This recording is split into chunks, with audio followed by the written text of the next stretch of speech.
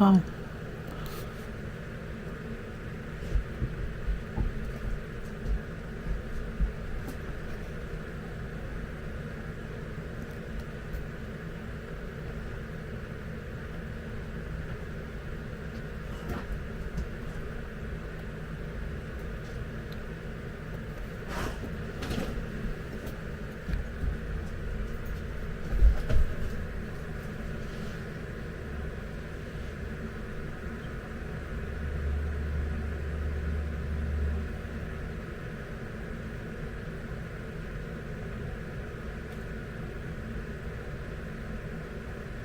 Let's see.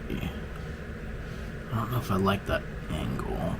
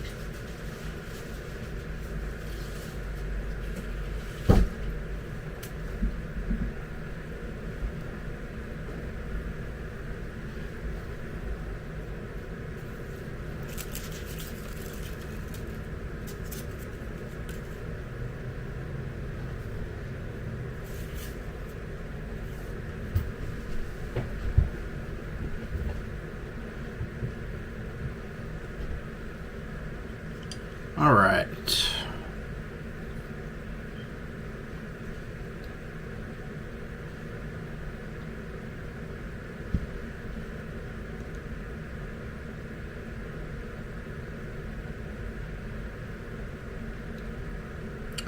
So I'm going to be putting a new edge on this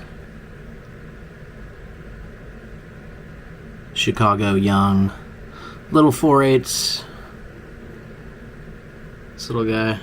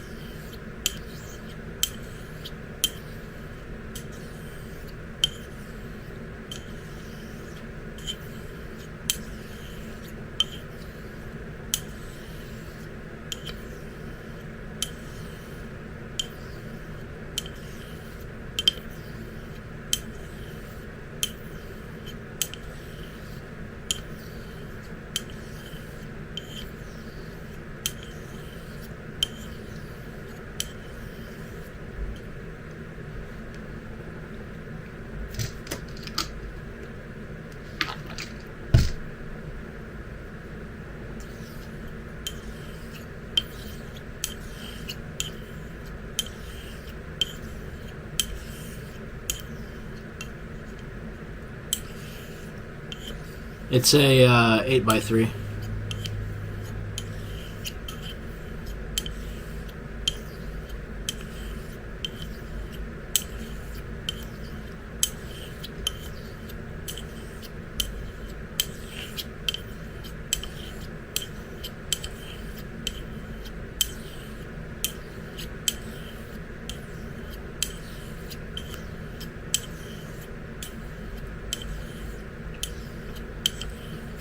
Yeah, it's a select.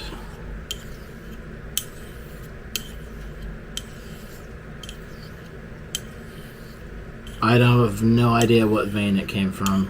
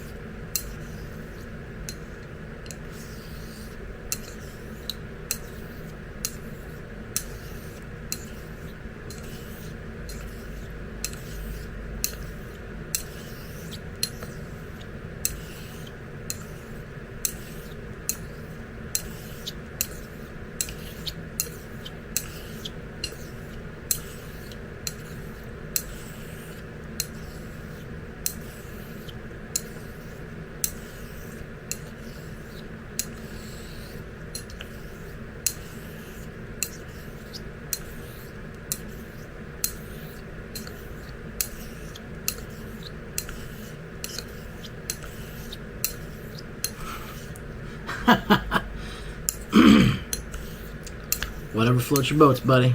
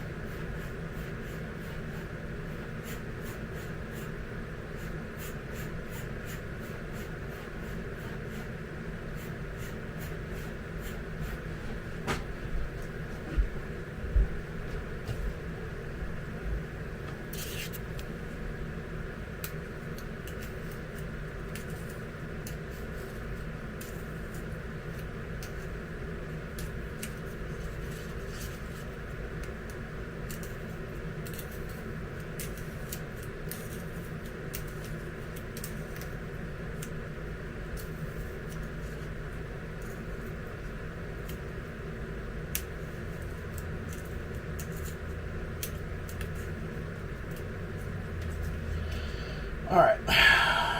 This razor's done.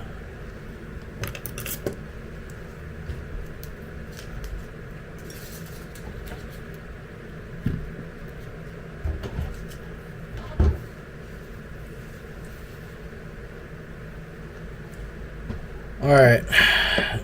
What is next on the chopping block?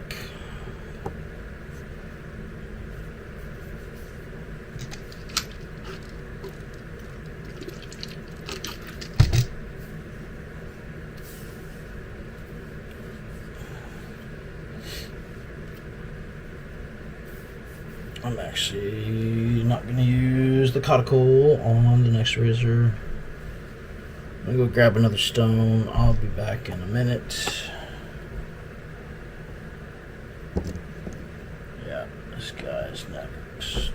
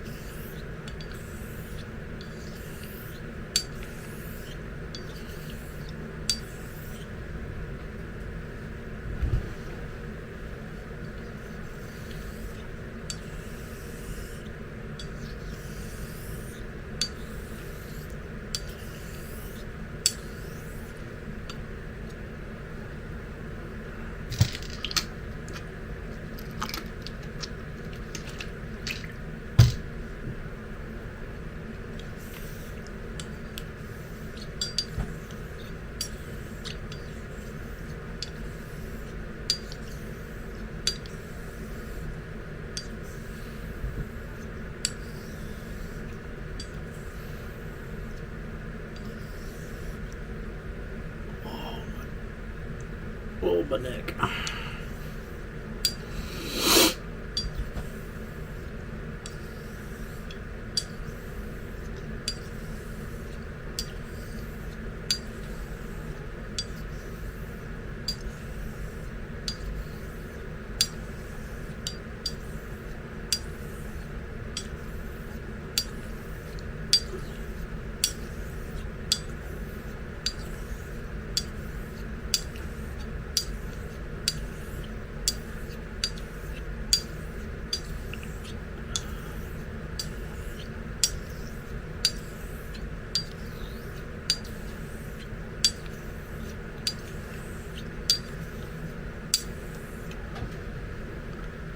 Hey, what's up, Eric?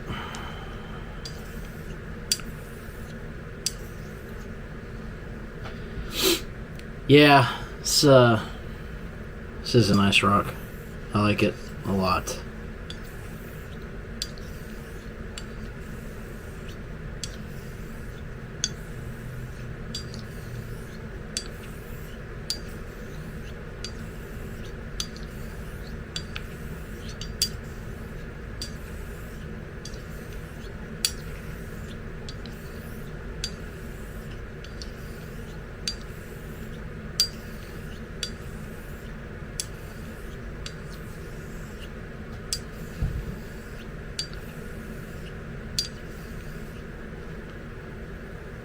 Man, my freaking neck hurts. Oh, this is a J-Nut. This is a J-Nut.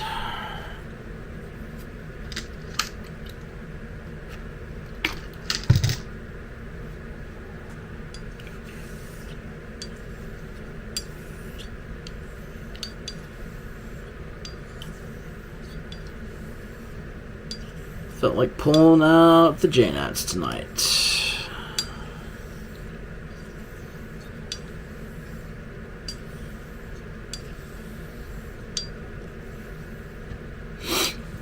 This stone has a lot of range, actually.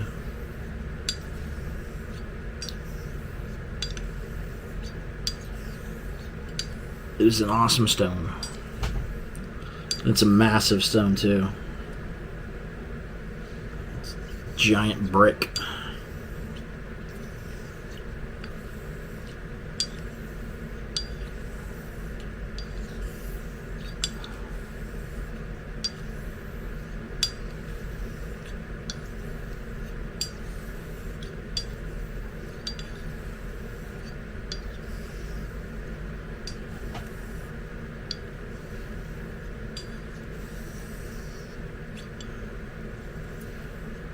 Man, see, yeah, I saw his little video today he posted. He's got a bunch of beautiful stones.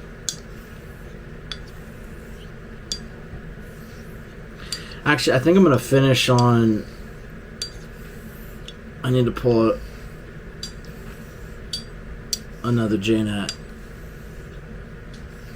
Small but mighty.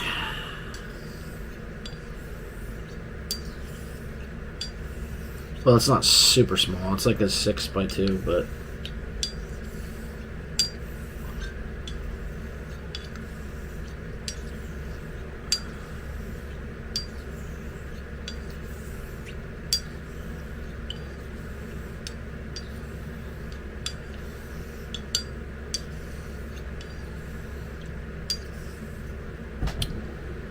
yeah, those. I will say those stones really are quite nice. I really like my little Nakayama Kopa I have. It's a freaking awesome size for razors.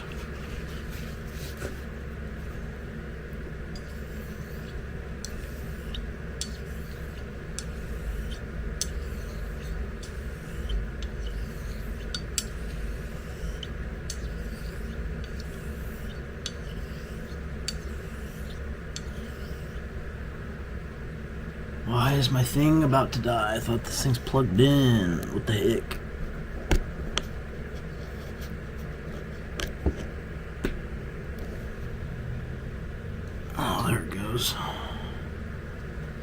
Now it's charging.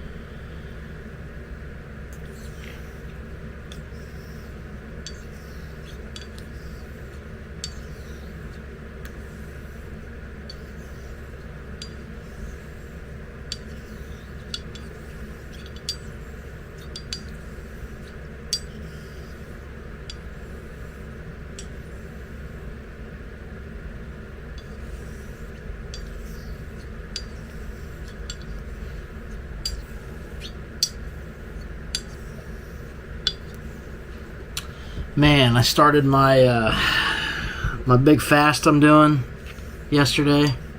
I am freaking starving right now. Like, oh man.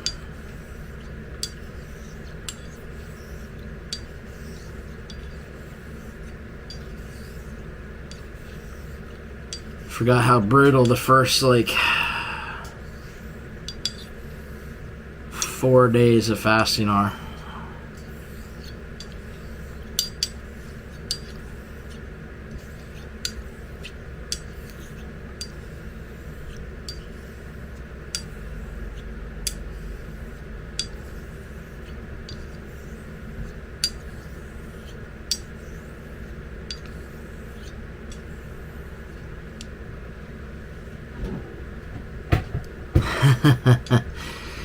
Yeah, it's definitely difficult. I had what was it? Sunday, I smoked a like 8-pound pork shoulder. I think it was like 8.5 pound pork shoulder, and I've literally just been eating off of that I was.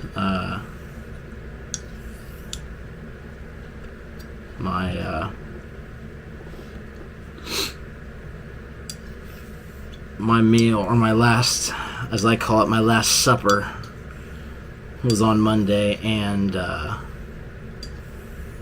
yeah, I enjoyed every single bite of that meat.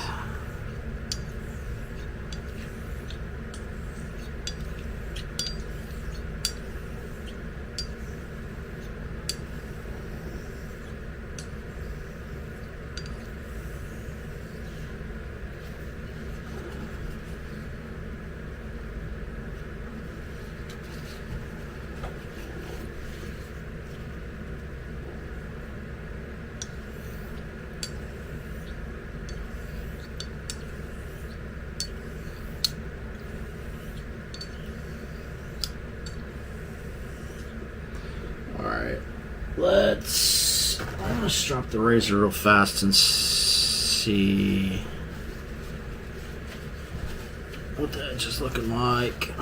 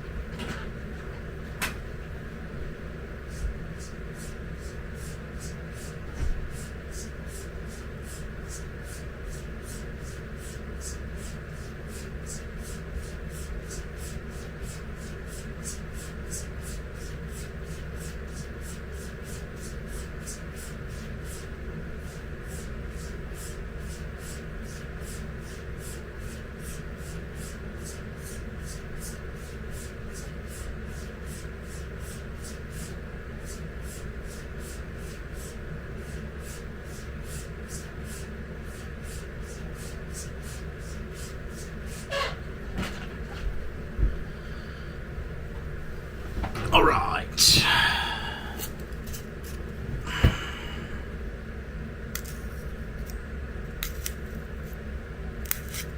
Oi.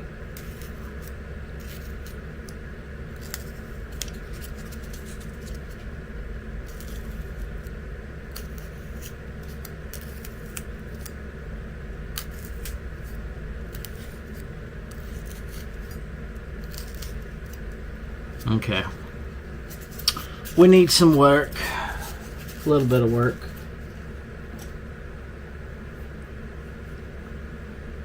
I think we're going to pull out the other JNAT.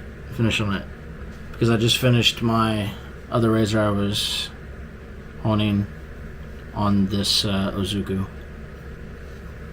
earlier. Alright. Let's set this guy out of the way.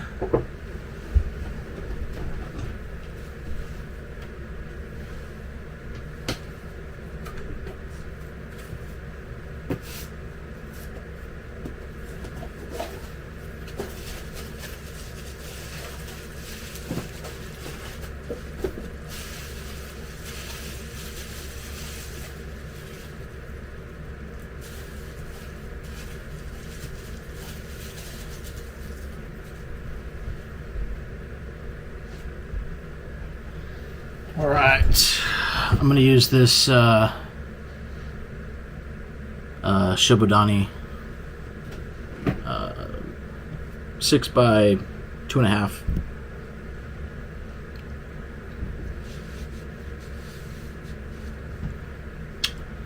We are going to finish on this guy. I could actually finish on the other JNet that I had before, but I haven't used this stone in I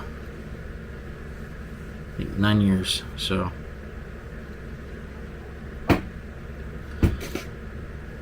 it's overdue.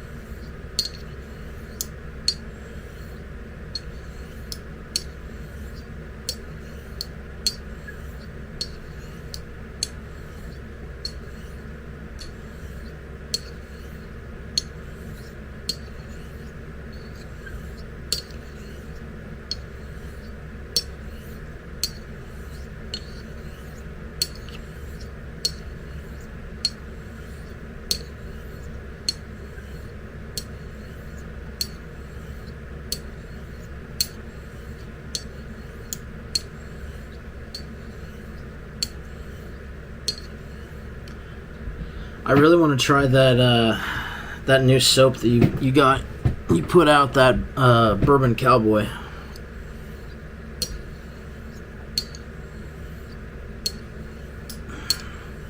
But I still haven't tried the 2 other soaps I got from Joe yet either. I feel like a baseball card collector. Gotta collect them all. Gotta try them all.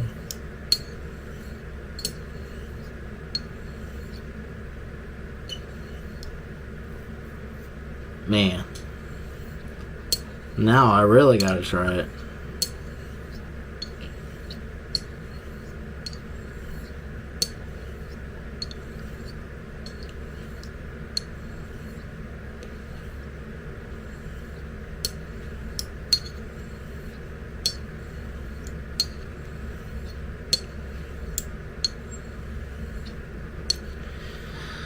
So I got a new razor today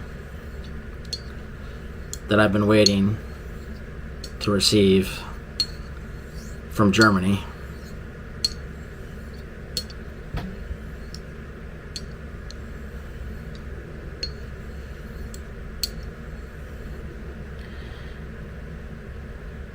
Yeah,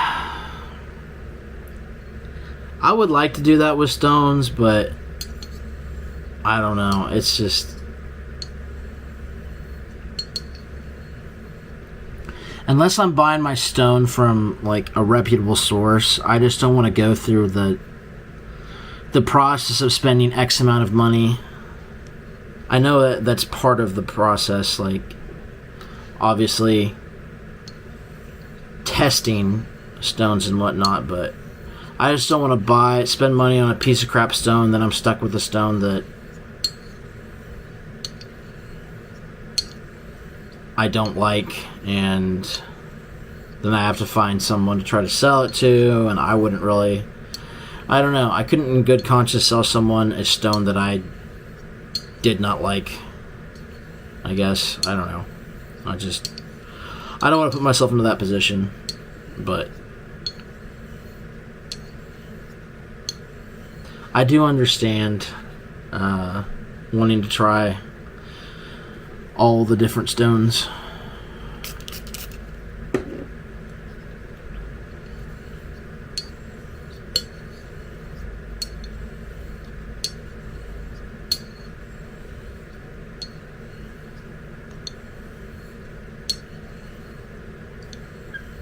Sucks, all my hobbies are,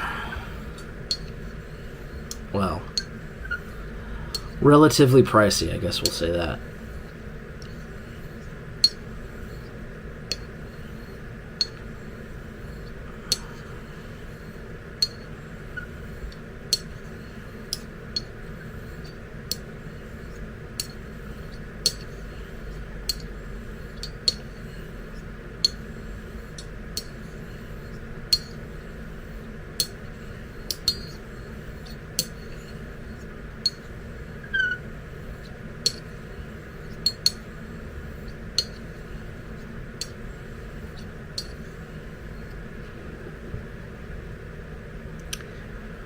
I wonder how this would work on here. I want to try a little bit.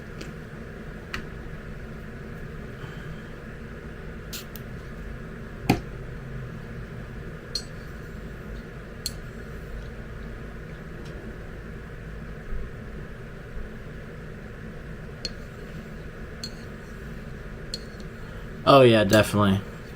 I mean, having someone that are like a trusted buyer that you can buy, get good stones from. It definitely just changed the feel like a whole lot. It actually feels really freaking good. It got rid of that that suction feeling.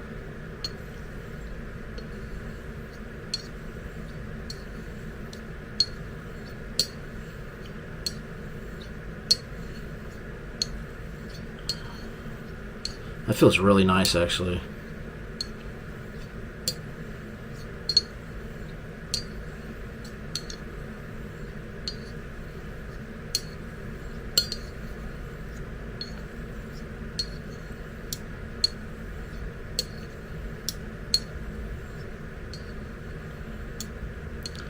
No, it does not feel anything like soap. It has its own... It's definitely its own unique feeling. Like, that's for sure. And it doesn't seem to really, like, break down. Yeah. This stuff's pretty awesome, I will say. I'm definitely glad that I grabbed a bottle of it to try out, because it's pretty freaking sweet, I will not lie.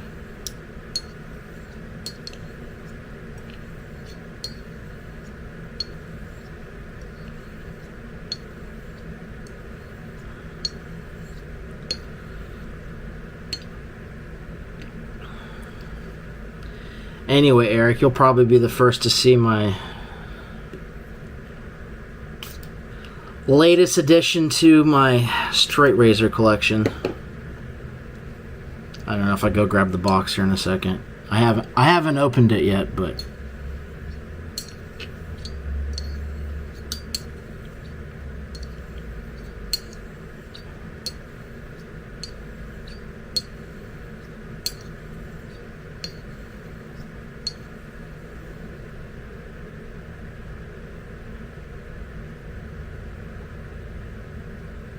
yeah, it definitely is.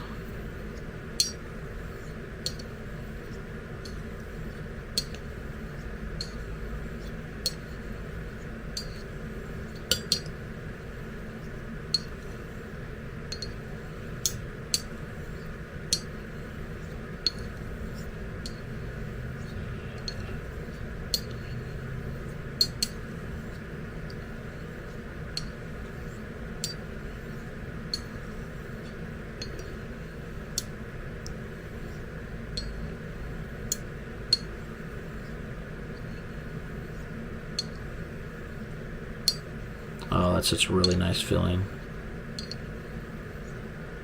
Completely changes the stone's feedback in a good way.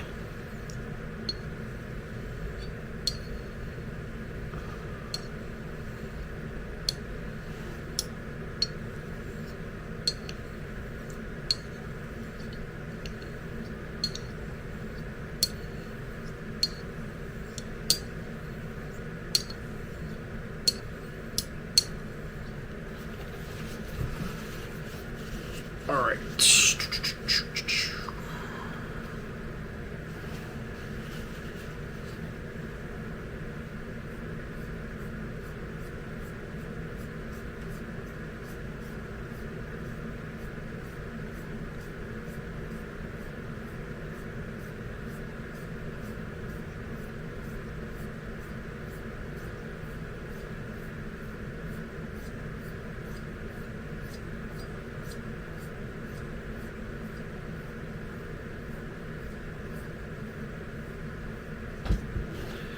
All right. Do do do do do.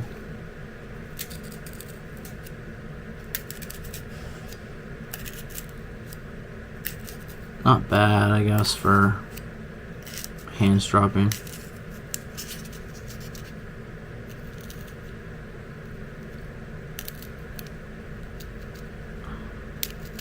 Does not like the peanut going this way. Oh, there it goes.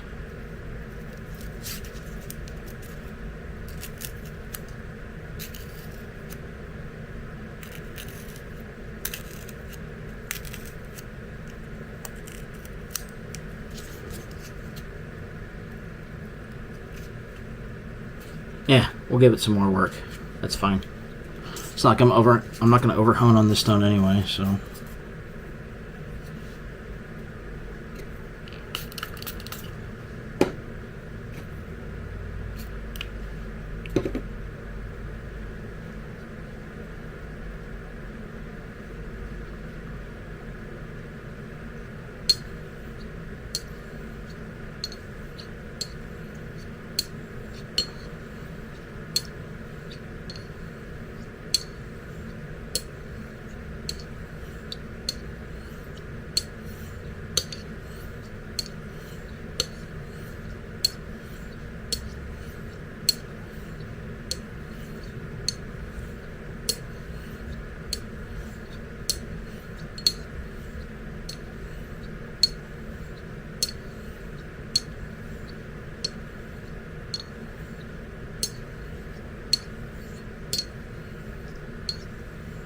Surprised Sean's not in here.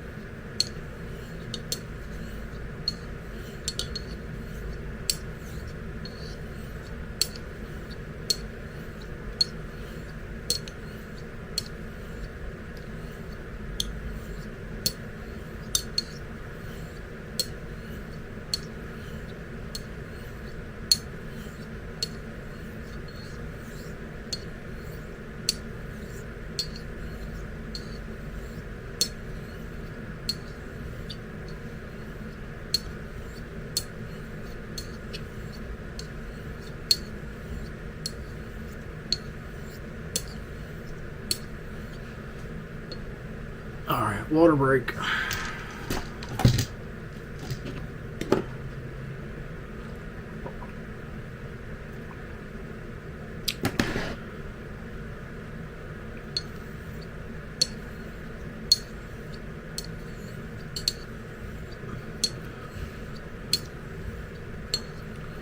I'm imagining this water I'm drinking is like a tasty beverage.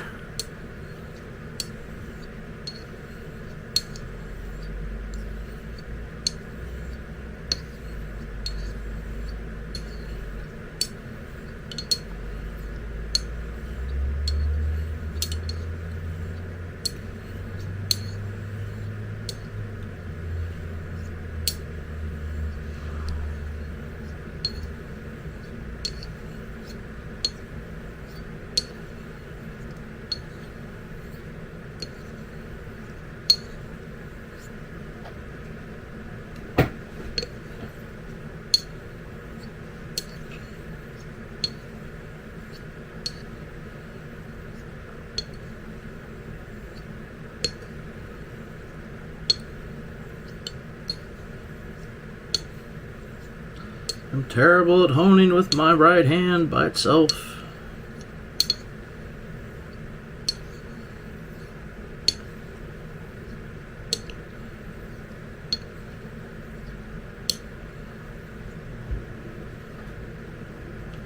I mean, I have the whole process of like rolling the pressure from the heel to the toe, like a rolling, almost like X stroke, I guess, but still feels awkward to me.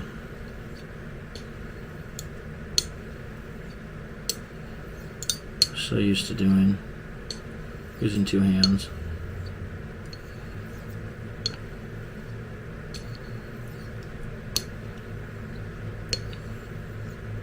My results, one-handed honing, have been suboptimal.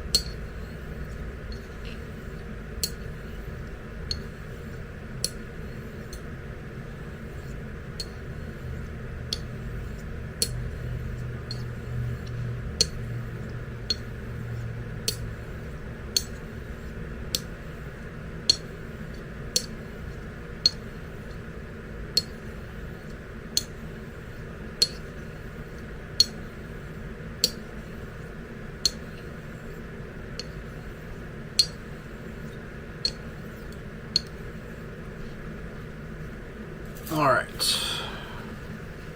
I'm gonna go strop it real quick. Be right back.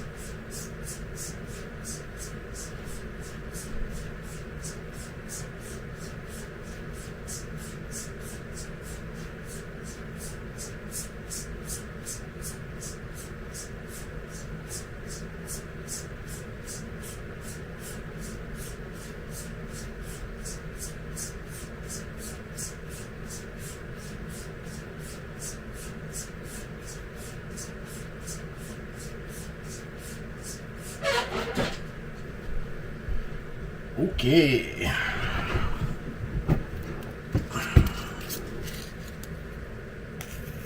Oh, Jesus. Okay, that's a huge difference.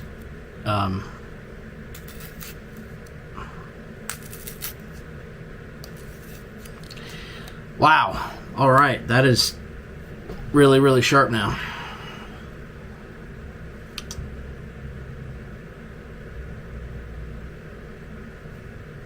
All right.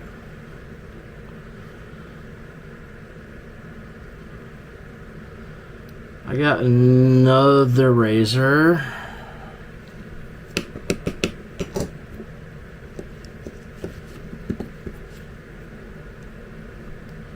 Got this heavier grind guy right here. Just this Solingen type on it.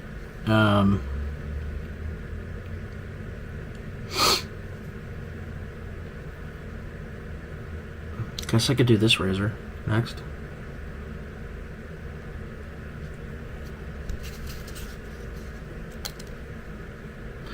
The question is what stones do I use? Go back to Caudicle, do Jaina, Arkansas. I don't know. Decisions. Decisions.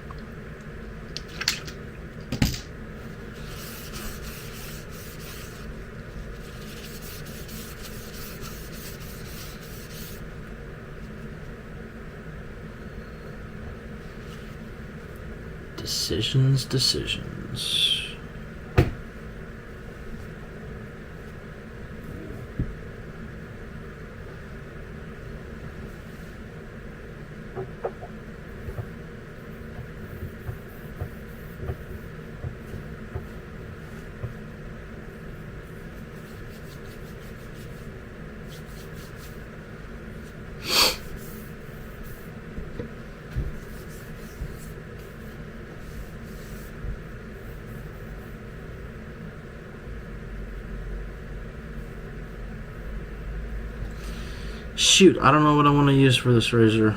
Caudicle, maybe?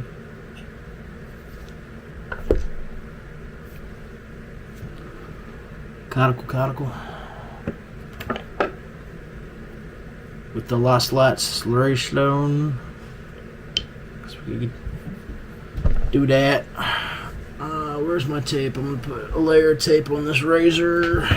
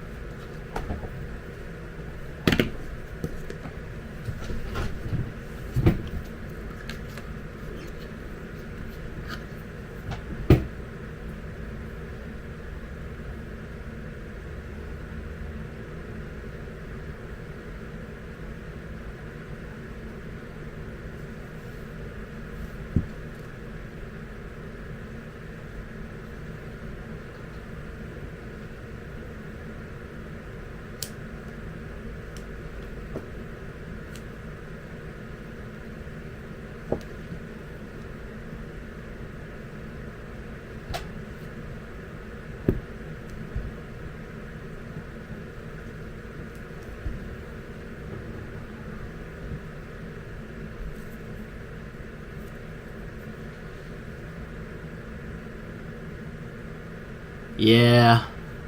Yeah. Cauticles always are a good choice to use. I agree.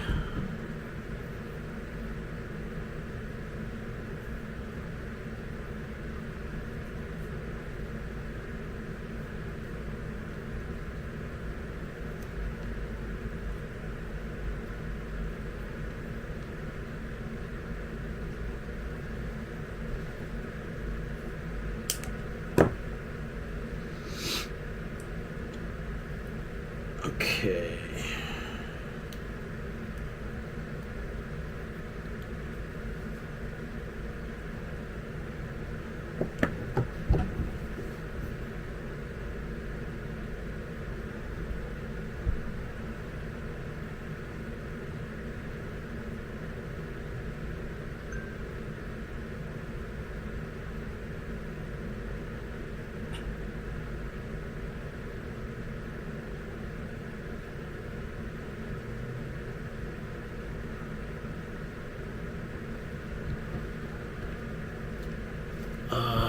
Okay, put the tape back.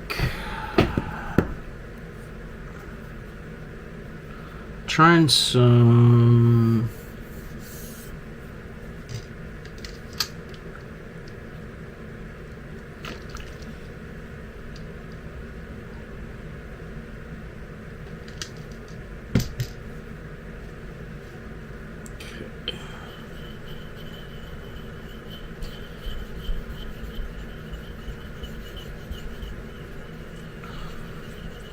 I need to sell freaking my G8.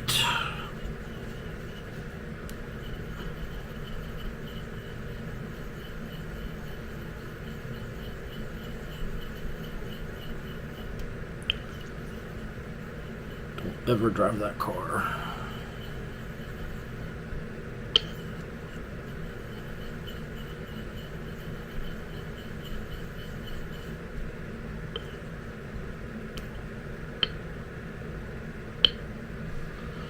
Right.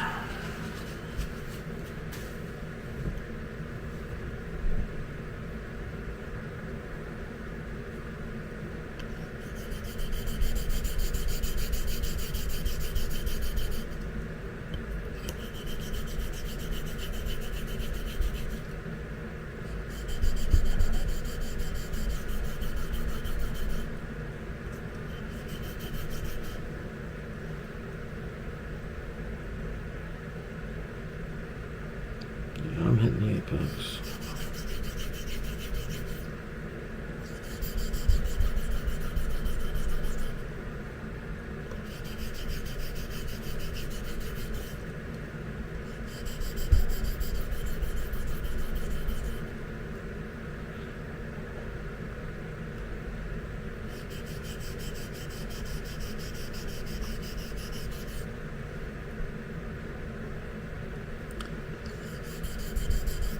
Hey, it happens.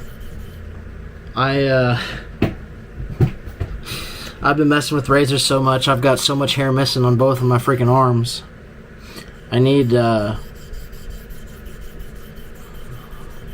is what's annoying right now, not having a significant other where I can steal her hair.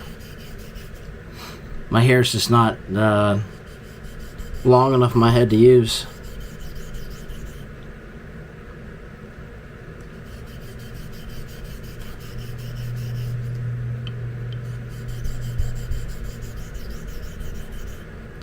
I wonder if there's I wonder if you can buy like pre-packaged like long hair, like a few hundred strands or something.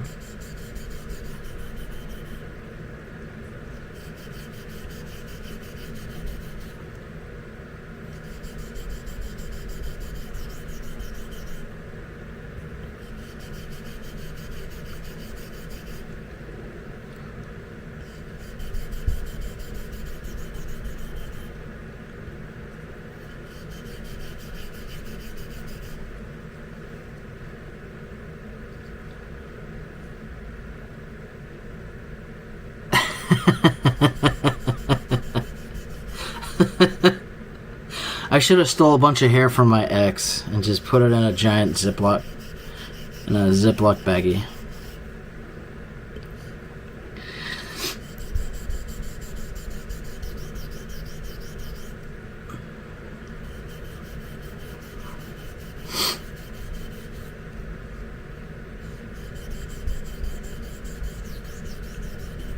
Though, to be fair, with my ex, I was not straight razor honing or shaving at the time that I was with her, so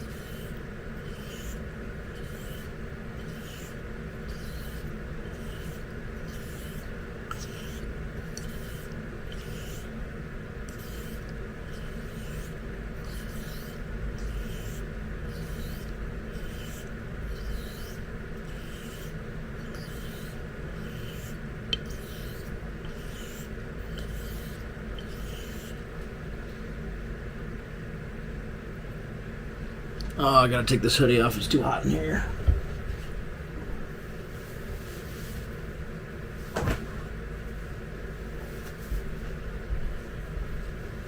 Alright.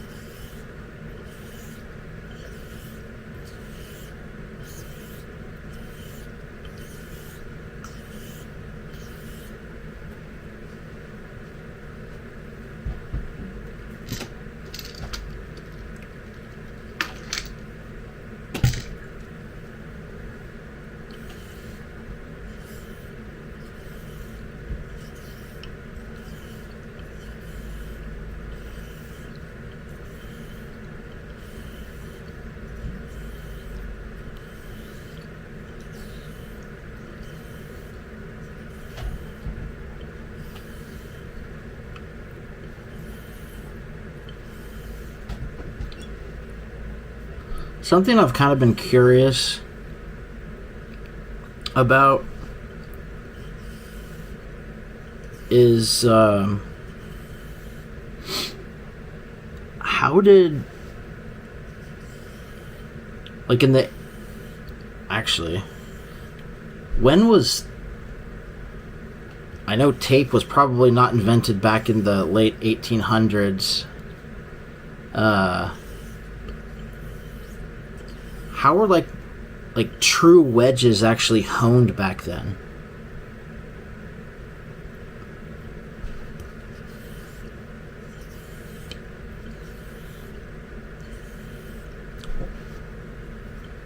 Hey, what's up, Robert?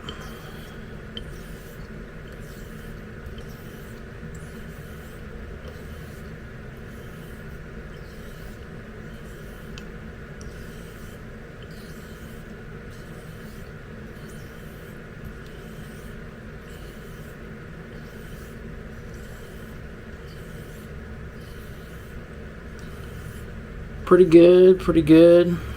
Just unwinding from the day, honing some razors up.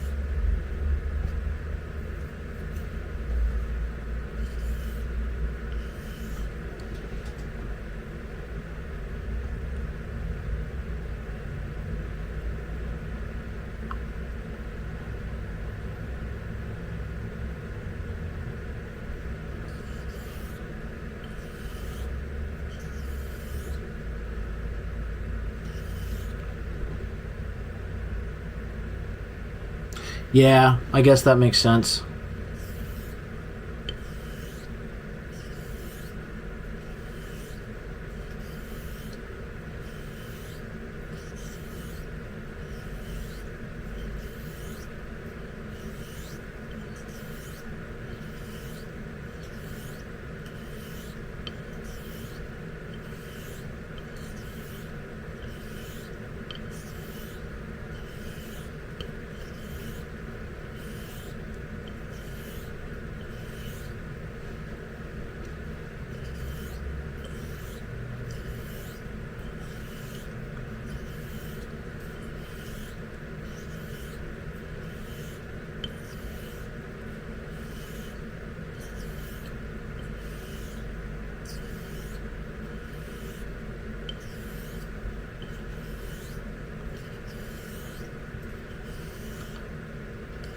Nice. Good old restoration work.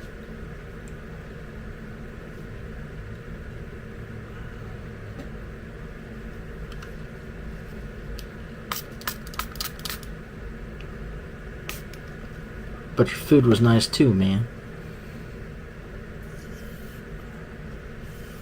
I'm fasting for the next 2 weeks.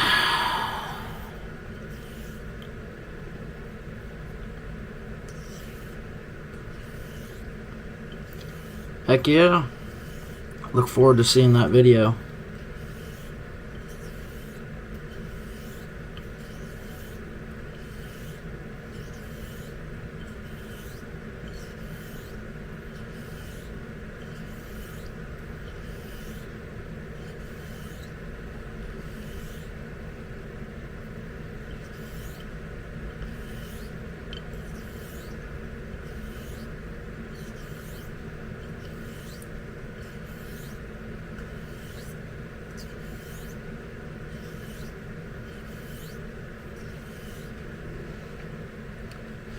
Yeah, you're probably right, Eric.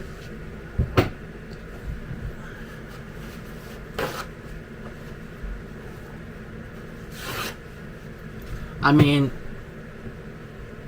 I don't know if it's true or not, but I'm assuming, like, a lot of men didn't even own straight razors, like their own straight razors, like, back then.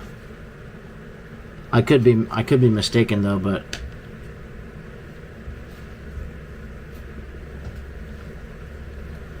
I don't know.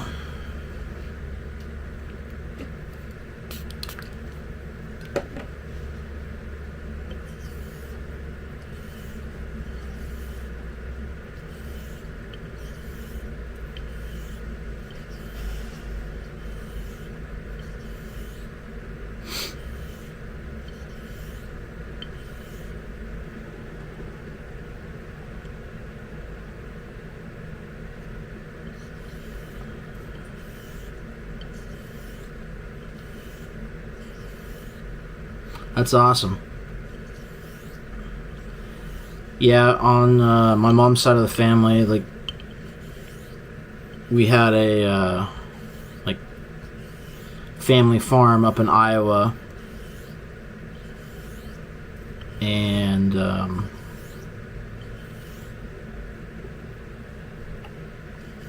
I got some of the straight razors from like my great grandpa, and good lord, they were the smallest razors I've ever seen in my life. Like, they were like like sub 2/8 razors. My mom brought them back to me, and she's like, I know you like razors. I brought these to you from the farm. And as soon as I opened the box that they were in, I was like, oh my lord. There's like no steel left on these things. They've been honed into oblivion, covered in rust.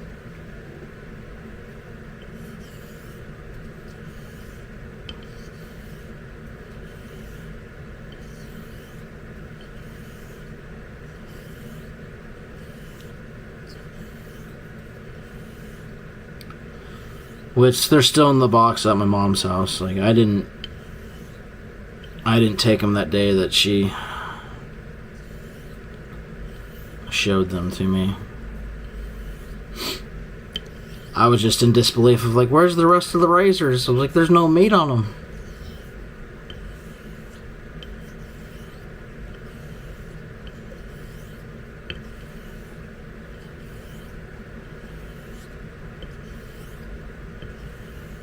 I thought my like 2 little 4/8 razors that I have were small. Like, oh my gosh.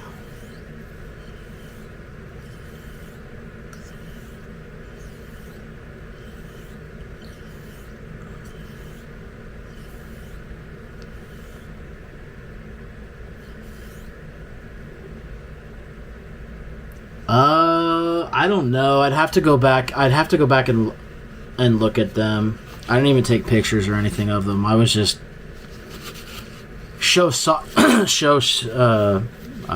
more or less shocked, I guess, that I was expecting to see a Meteor razor, but they were tiny little things. Honestly, not something that I would want to even try to restore or shave with, but I don't know. They're here in town at my mom's house. Well, not in town. She lives in another town, like 30 minutes away, but still. They're easily accessible if I want to grab them, I guess.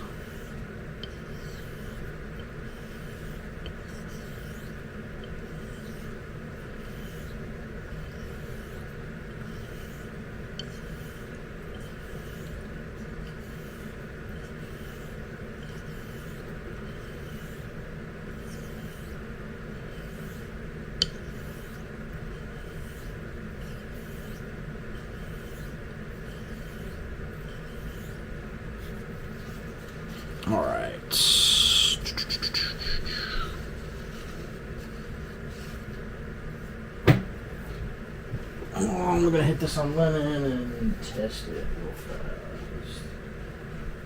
That should be reestablished.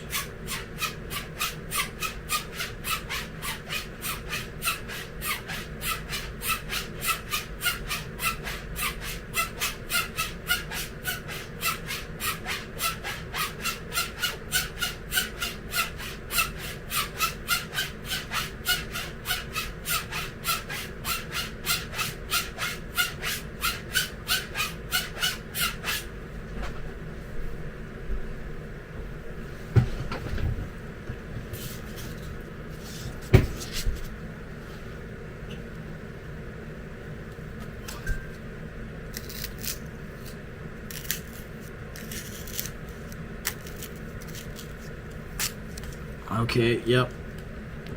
The edge is back. We're back.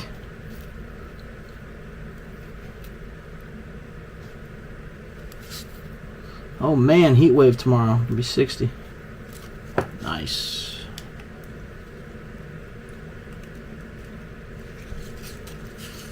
Nice, nice, nice. Super excited for this weekend.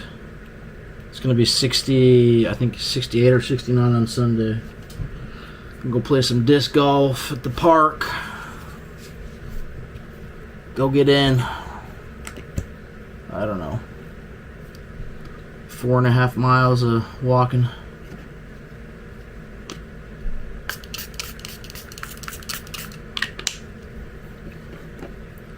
I know Eric's has got some cold weather up in Louisiana.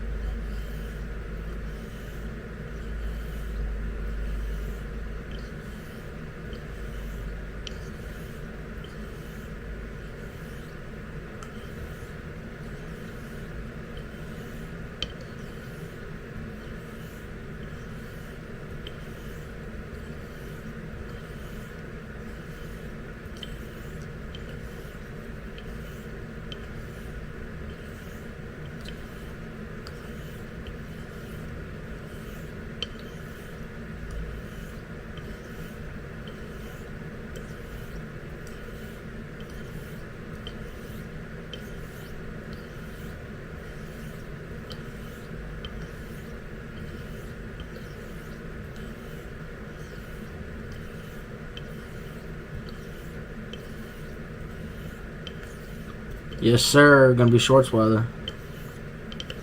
Yep. Definitely looking forward to it. It's been like, heck, 5-6 weeks since me and my buddy have been out there to play.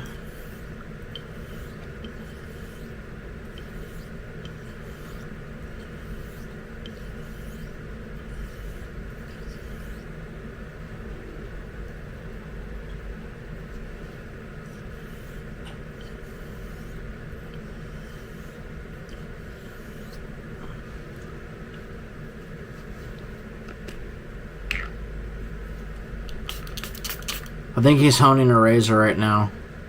He's working on something currently.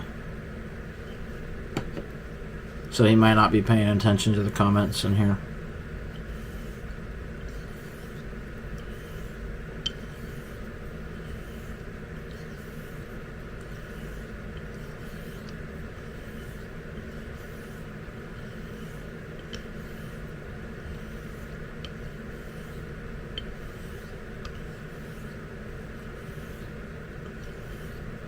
That is very true, yeah. Yeah, it is. And there's a few places at the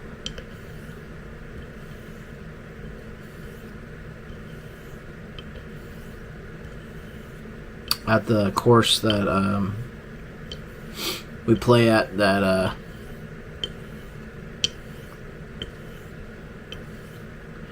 have some water on them, and if there's water on the course that I'm playing on, I'm guaranteed to find it with one of my discs.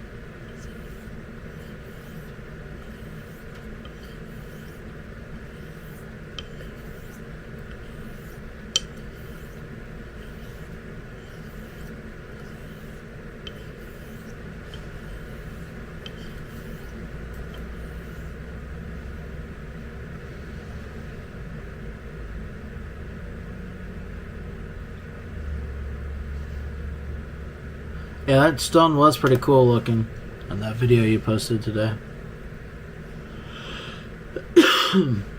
Excuse me.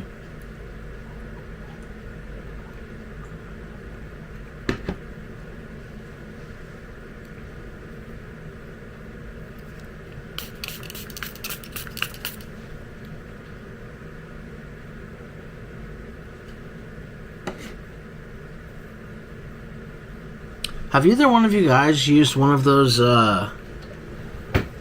ILR stones, Imperial Aroca or whatever?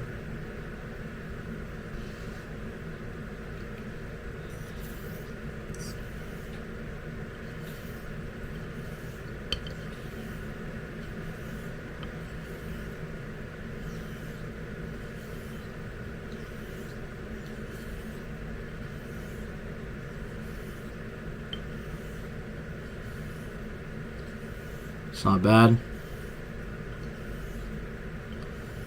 I know I watched a video on like Dr. Matt's channel a long time ago, and he was, I don't know if he was promoting the stone or he was doing a giveaway or something, and I know those stones aren't too expensive. I know there's actually quite a bit of finishers out there that really aren't expensive stones. Or expensive that I say, like sub $120 or whatever.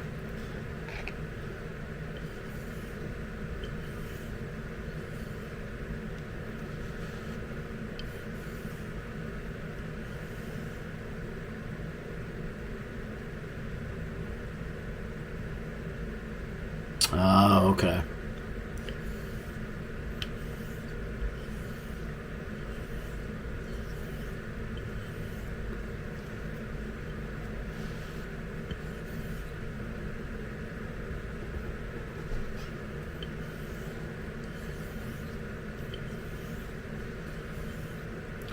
I saw that there were some Eschers that Matt over at Griffith Shaving put up on his website. But I'm not gonna spend the money on one of those name brand labeled Eschers. Considerably cheaper than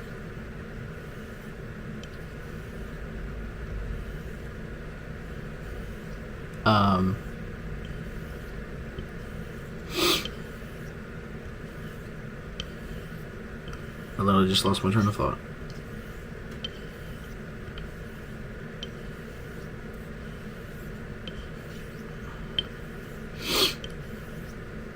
The only ILR product that I have is a strop from them, actually.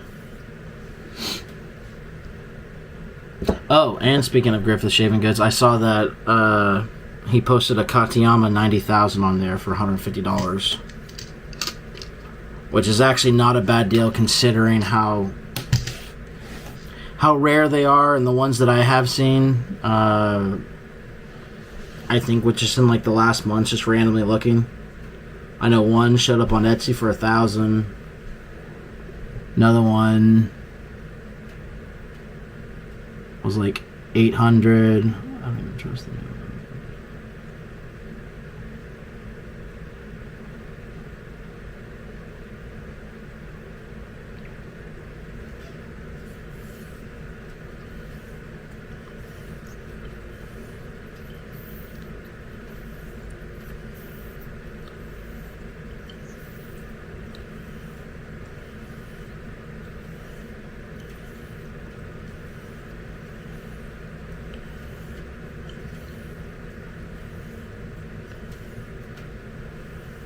Yeah, I've heard good things about those water bears.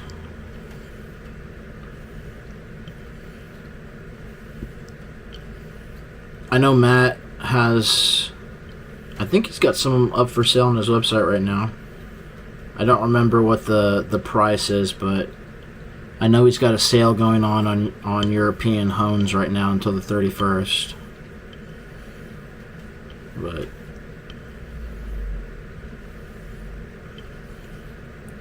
oh, and he posted one of those, gosh, what are those razors called?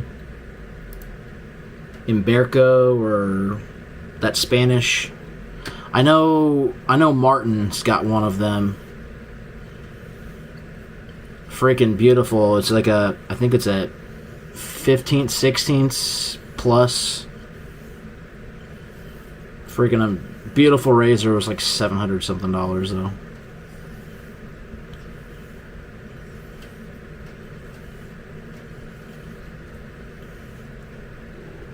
Iberia, that's it, yeah.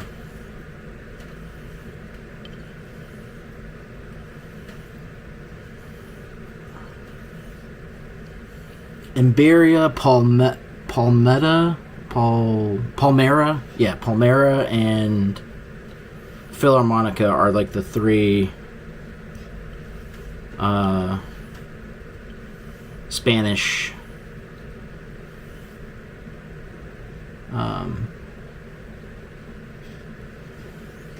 razors.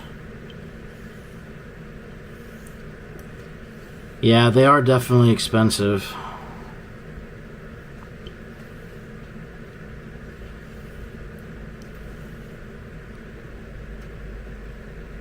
Iberia.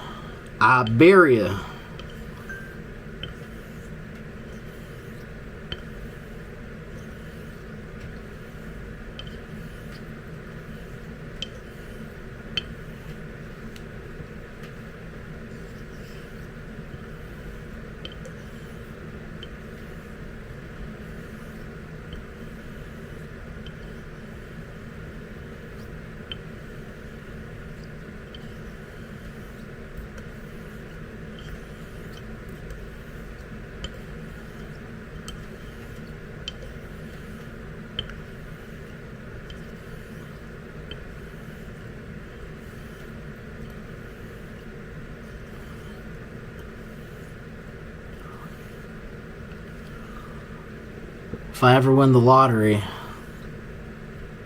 well, that would require me to play the lottery. I don't. We'll say hypothetically, if I ever win the lottery, all the homies on YouTube are getting some badass vintage razors.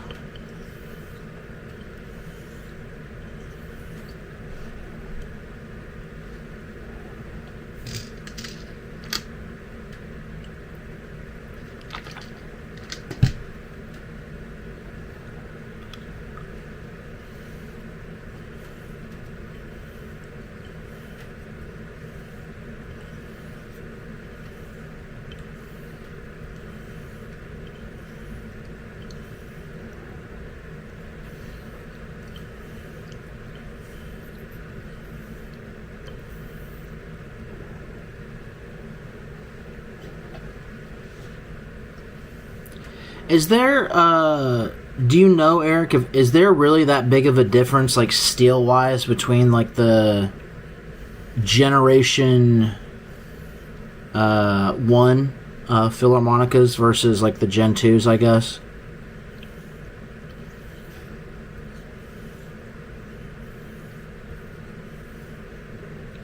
Iberia is the rarest. Oh, okay. That would make sense why they fetch such a high price then.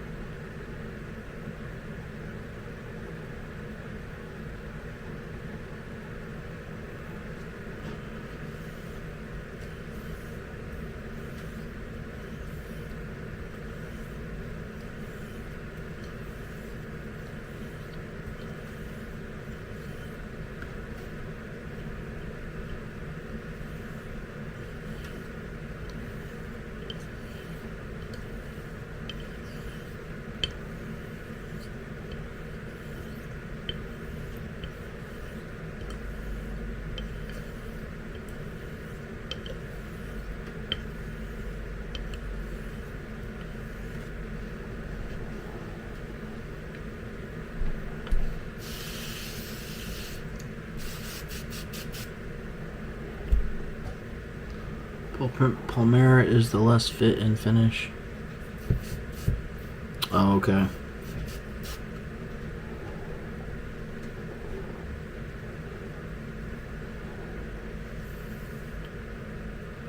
The Philharmonica that I have is Generation 2. And it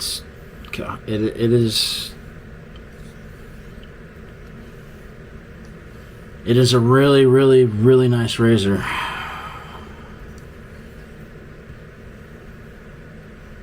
Incredible razor, actually.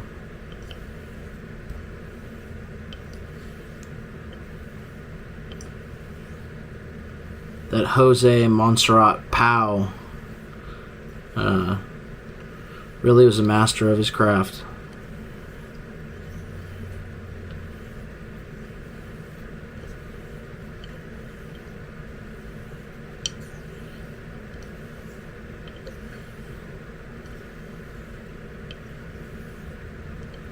I will say the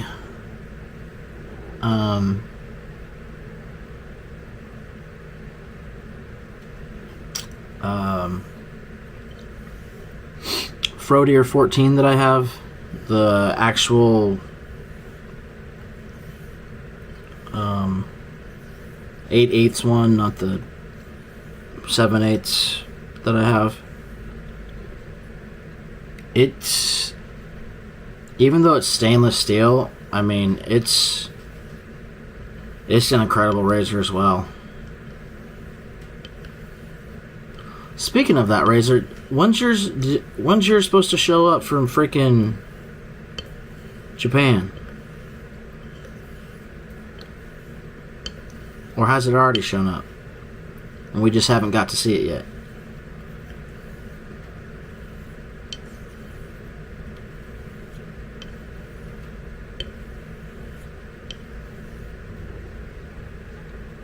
The Philly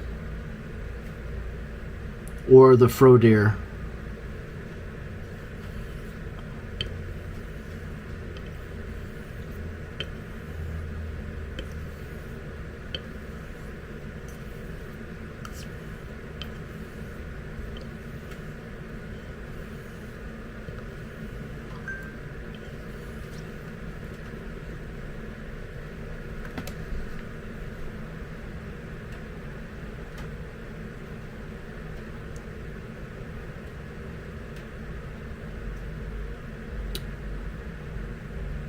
Oh, yeah. It's got a 14 stamped on the tang. Yeah, just like... Yep. Yes, sir.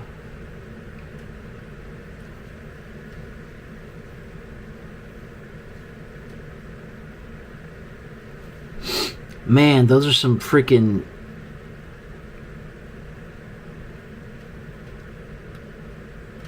beautiful rocks you got there.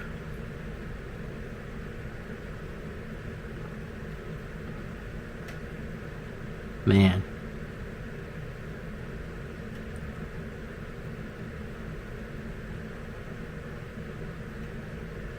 Whew. That's a pretty stone you got there, Eric. Very pretty.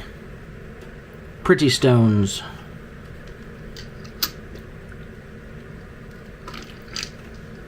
Yeah, I know exactly what you mean, Robert. I saw a Frodier 14 new old stock show up on eBay the other day. It was going for like $600 something. Absolutely insane. Well, not insane. I mean, they are a very nice razor, but you can find them for cheaper than that. I've noticed, and I guess just random thought, I've noticed that there's a lot of Henkel's razors over in Japan. Like a lot of, or I should say, like good majority of the J.A. Henkel's razors that I see on eBay are from Japanese sellers.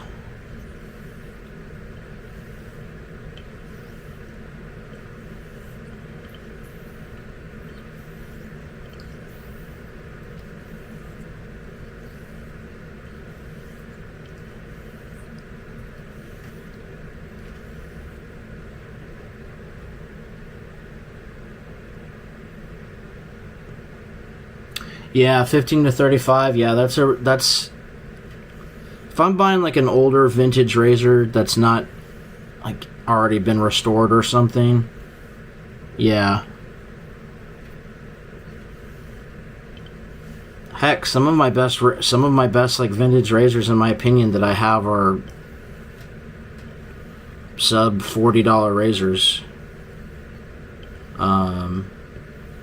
That I found on eBay and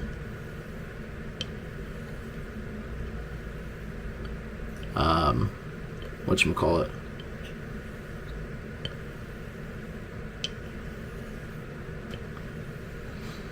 I was really fortunate to get that one Frodier 472. I think when I bought it back, I can't go back and find. Well, I might be able to find an email on from Amazon, but the razor was in absolute like fantastic condition. Almost no hone wear on it. The only crappy thing was the scales.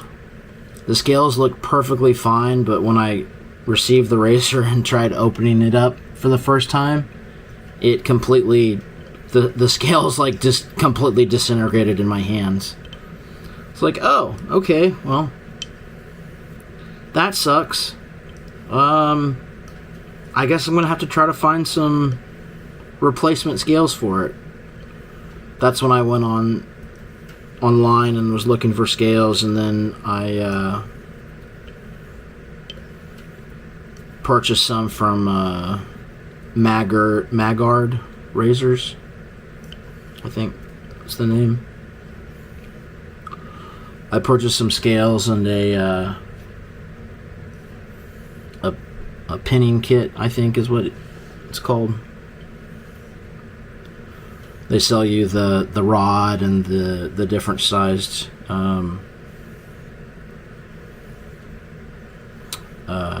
washers.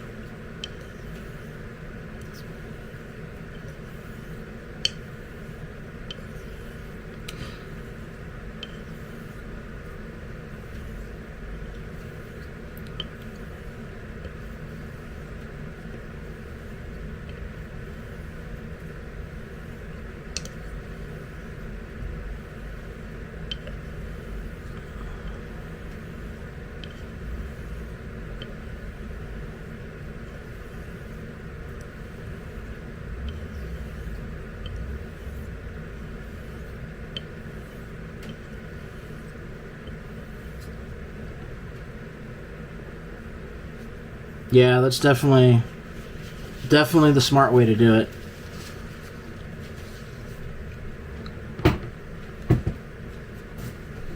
I've done my own, well,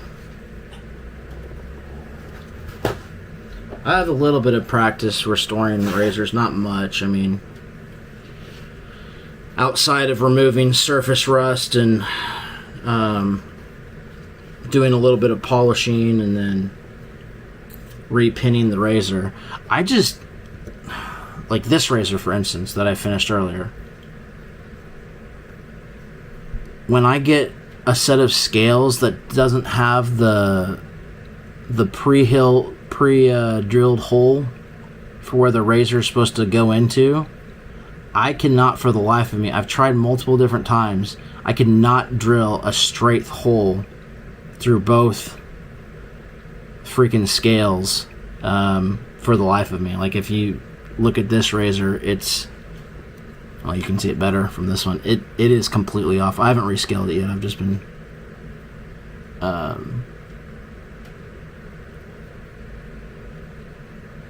lazy. Plus I don't have actually an extra pair of plastic scales right now, or well, any scales I should say, so I'd have to buy some.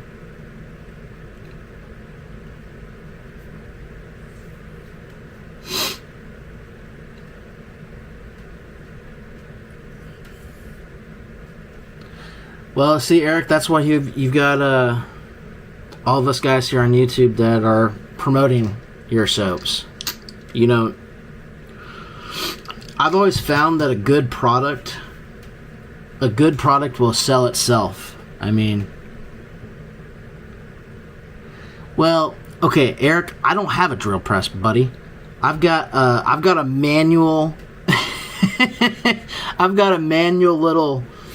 I mean, it looks pretty much like a screwdriver with a replaceable. You can put different bits inside of it, and I just manually.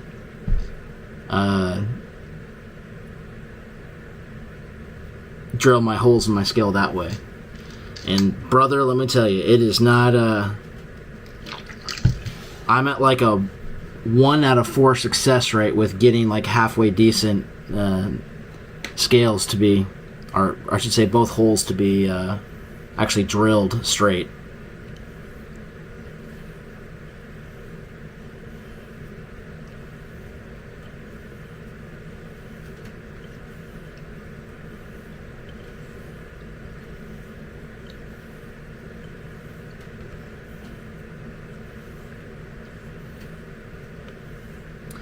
Yeah.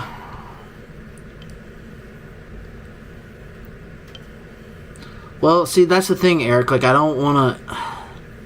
I live in a freaking apartment right now, and I want to, obviously, the end goal is to get a house. And actually get some. I don't really have room here for a bunch of tools, I guess.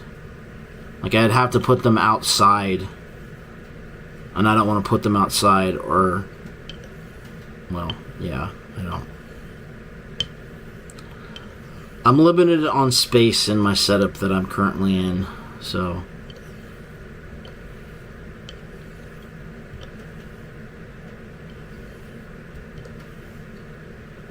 They make a little drill press for the Dremel. I do have a Dremel. I'll have to check out the drill. Yeah, that drill press for Dremels. Maybe that'll. Like, I have. I have a TIG welder in my kitchen. I'm teaching myself how to TIG weld.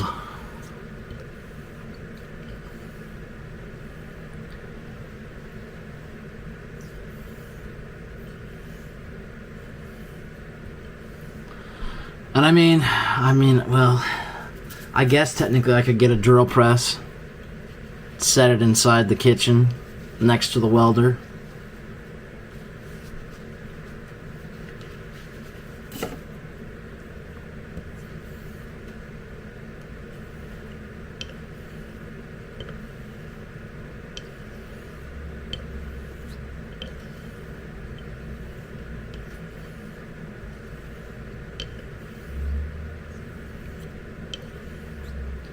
Yeah, most of my tools are manual. Outside of my Dremel, my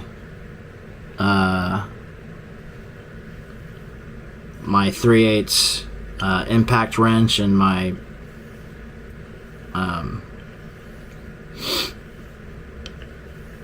Milwaukee cordless drill that I have.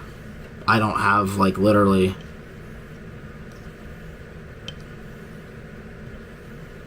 I am lacking in the power tools department. Oh, actually, I guess I do. I have a 6-inch grinder, or dual grinder wheel setup that I use to sharpen my tungsten.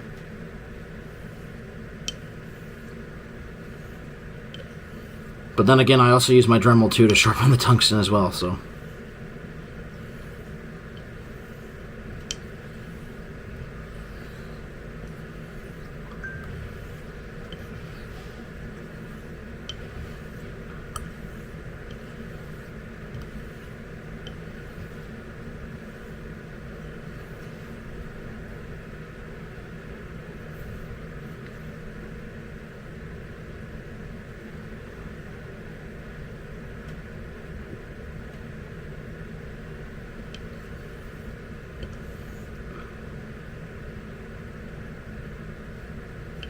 Man, that's not bad at all. $50.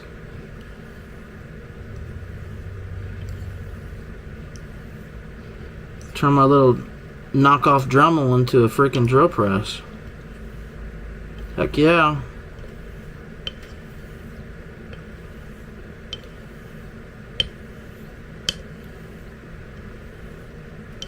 Nice. Appreciate that, Eric.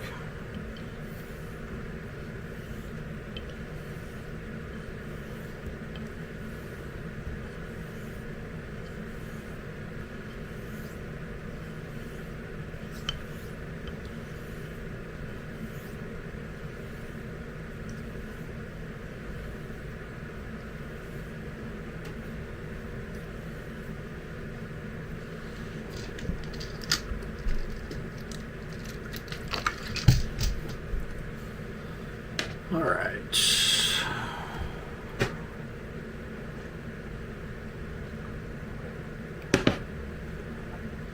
Man, I need to find some freaking hair.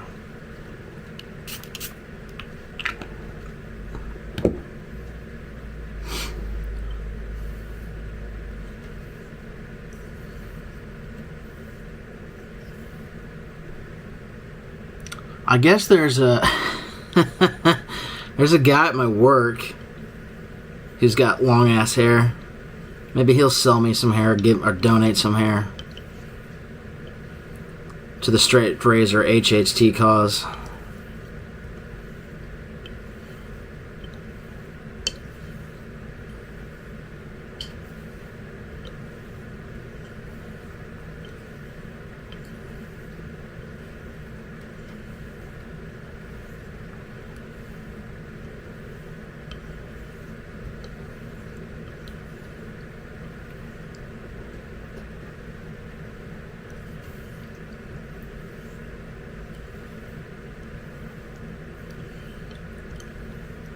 Yeah, that's not really an option for me, Rob, because I don't...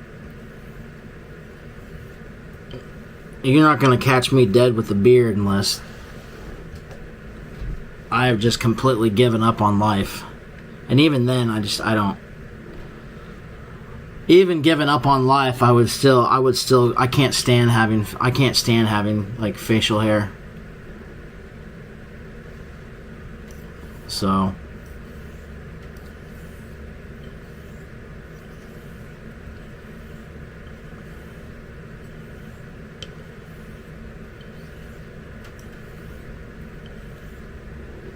Only hobbies I have working. Yeah, that's one thing I have never done and I'm completely clueless on is hunting. I can fish.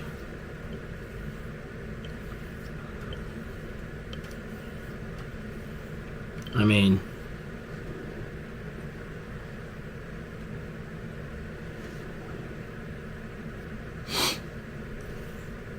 yeah, I like building stuff as well.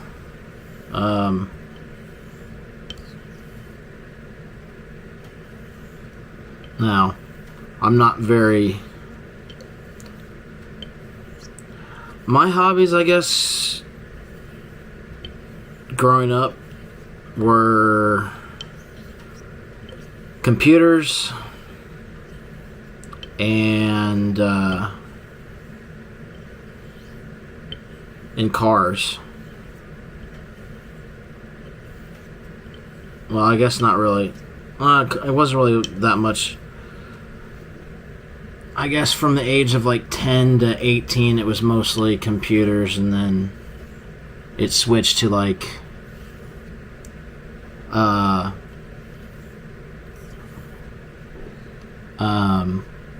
whatchamacallit, computers and cars, I guess. I got my first little rice rocket. Not rice rocket. Import. But, did you get into Linux? Oh, yeah. Yeah, I got into Linux my freshman year of high school. Back in God, when was that? That was a long time ago. That was forever ago. Yeah, I started with Slackware, Linux. But yeah, no, I started building computers at the age of 10.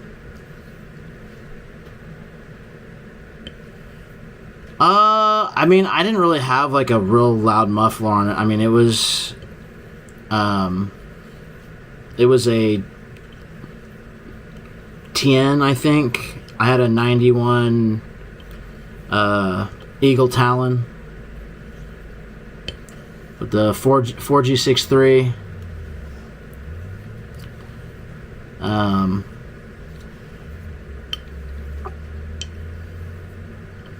4G63 or 2-liter turbo. Had a bigger turbo on it and had cams and exhaust and an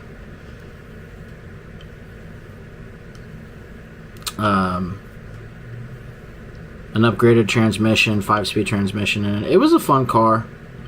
Kind of just got me into cars in general. And then kind of been hooked ever since. I've had multiple different project cars, and I know how to work on cars decently well, I guess.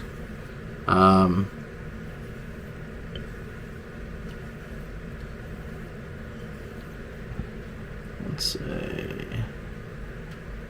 I didn't try Slackware, just Gentoo. Oh God.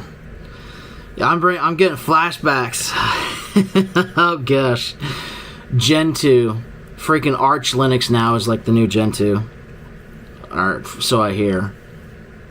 We're gonna compile everything from scratch. Freaking should rename the operating system to Neckbeard OS. No, I used Gentoo for years. So yeah, Slackware was just the first distro that I started out on. All my other systems that I have right now are they're all Debian boxes for the most part. So I work in IT.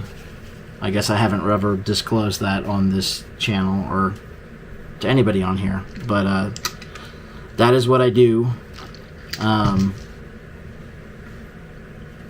So yeah, I manage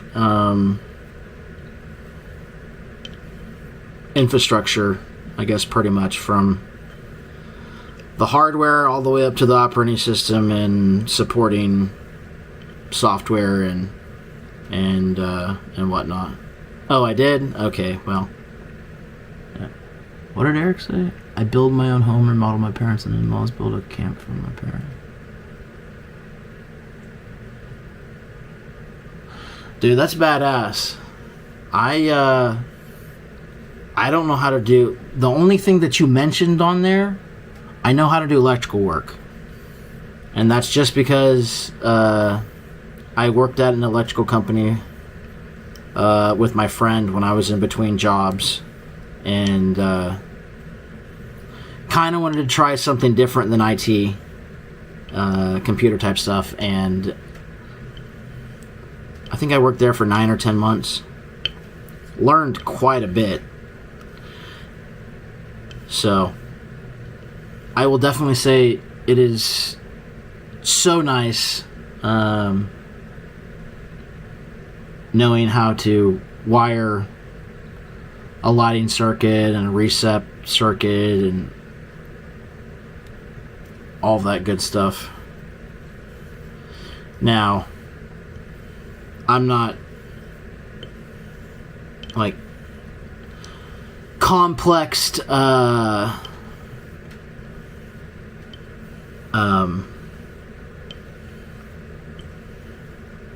I don't know, electrical troubleshooting. I mean, that might be outside of my wheelhouse, but I can definitely do some electrical work. I was actually, speaking of electrical, like 2 weeks ago, my apartment lost, like, well, exactly what happened. From the meter back, one of the legs lost like 70 volts off of it. So coming into the panel, one leg was feeding at 117, 118 volts. The other one was coming in at like, I think 40 volts, 45 volts, something like that. Had to call the electrical company out, and they had to pull the meter, and one of the connections on the meter was completely loose, and they said that the apartment complex needed to replace all of the components in that box.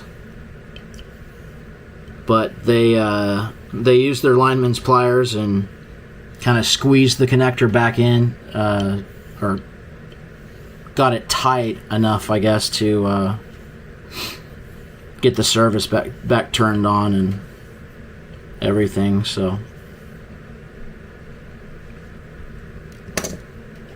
yeah, they're definitely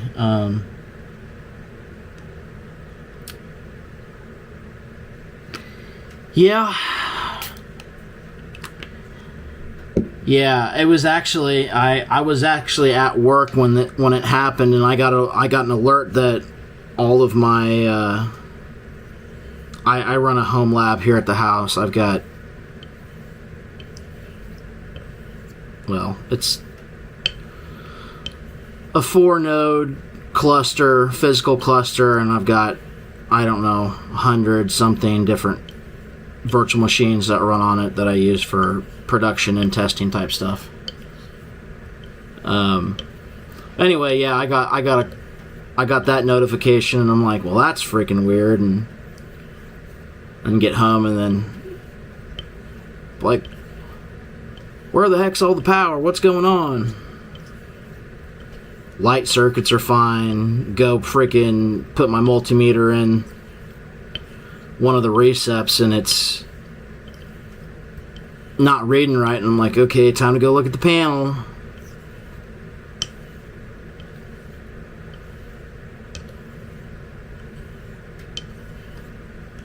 Yeah, luckily I will say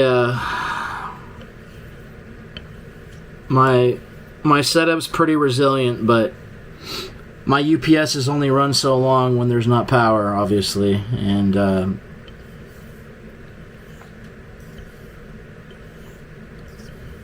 I've got some automation set up to where it'll shut down my VMware hosts, kill the VMs, and then shut down the hosts. So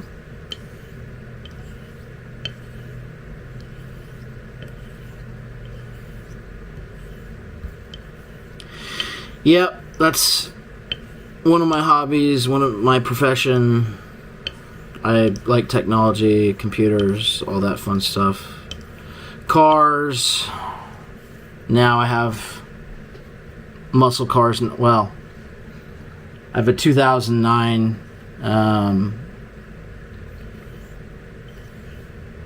Pontiac Grand Am G8. It's got an LS3 6.2 liter in it. Stock bottom end, but the I've got aftermarket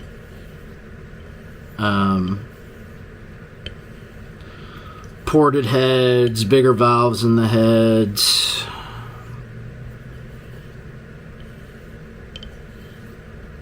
and it's got long tube headers on it.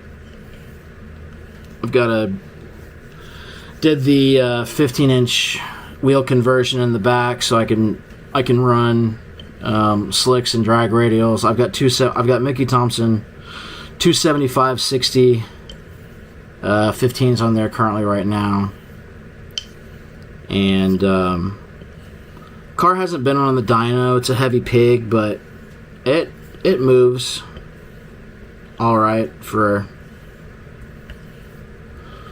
what it is. And then I've got a drag car that has been an ongoing project for like the last 7 years. It's a 1987 four-door E28 BMW that has about 5% of BMW parts left on the car itself.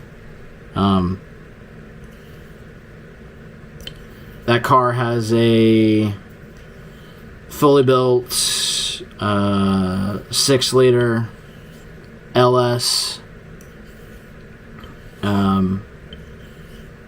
in it with a 88mm turbo, built turbo 400, 3-speed transmission. I've got a Ford 88 rear end in it. I've got aftermarket axles that are good for 1600 wheel horsepower. It's got it's got nitrous on it as well too.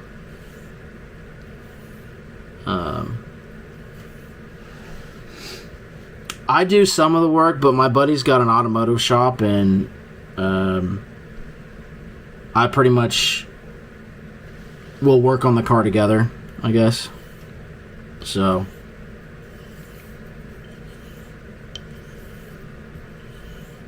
which I'm gonna have to pull the motor back out right now because it's been sitting for so long, and with the springs being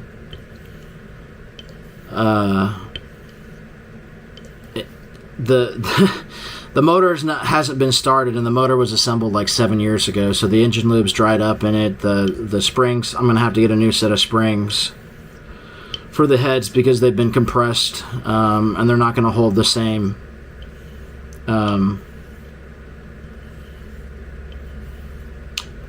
they won't have the same spring pressure when they were originally installed, and I'm not going to deal with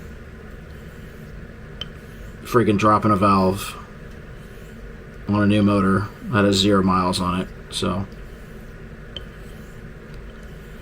yeah, it's been a lot of work, a lot of money, blood, sweat, tears. Car's pretty much been sitting for, well, it's been sitting for a considerable amount of time right now, actually, in its storage unit. So,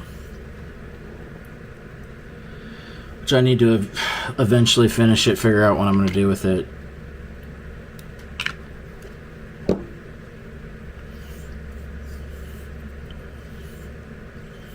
Maybe sell it, I don't know.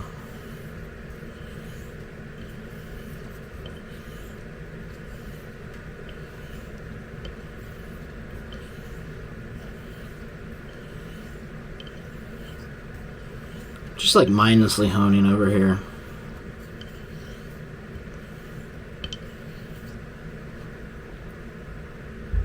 Gosh, I need to tighten up this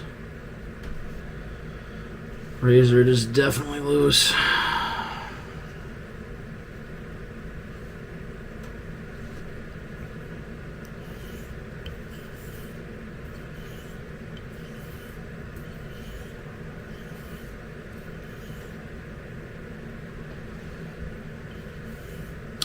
Yeah, there's definitely a market for it. It's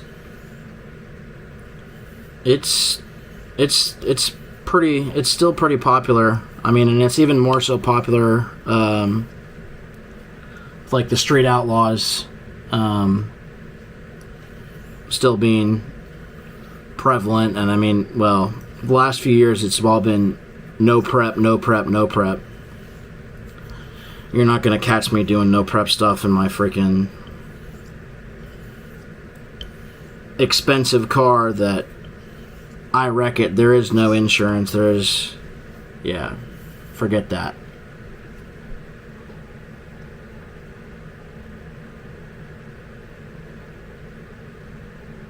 Just added an anvil and hammer to the master bedroom. What the heck? Is that from your blacksmithing tools you had?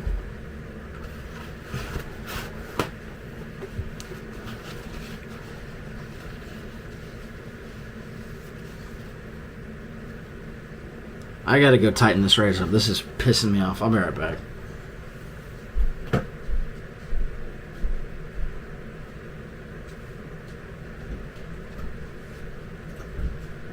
Okay, it is raining outside. Alright. I need to put some shoes on.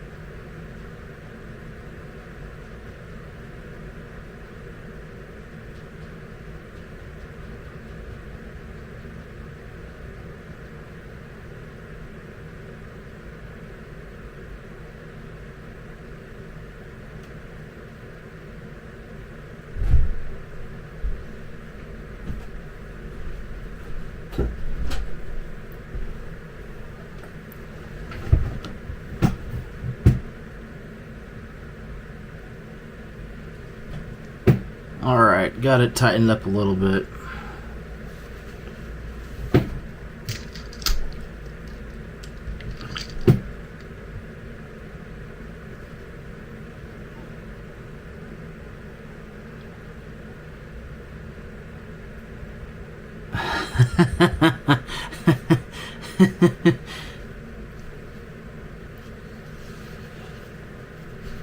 Yeah, I can imagine most women aren't gonna appreciate the old blacksmithing equipment in the bathroom.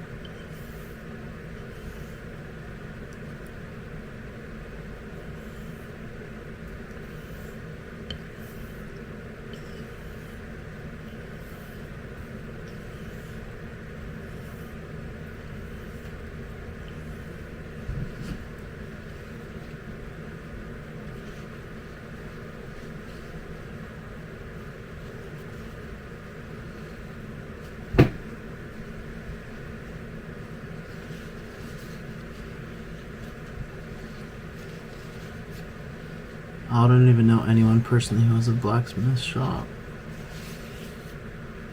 I don't either. I've always been interested in like blacksmithing, forging type stuff. I just haven't really, I guess, tried to pursue that venture. There's a guy that I know in Virginia. He's a blacksmith. I've got a few kitchen knives that I got from him.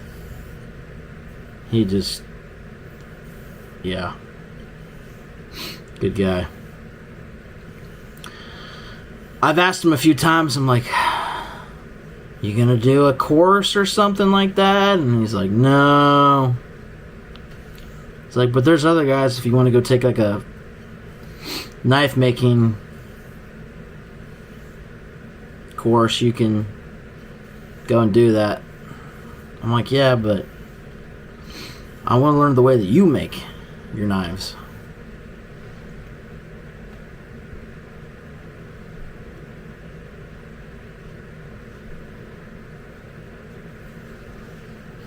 Blaine Collins.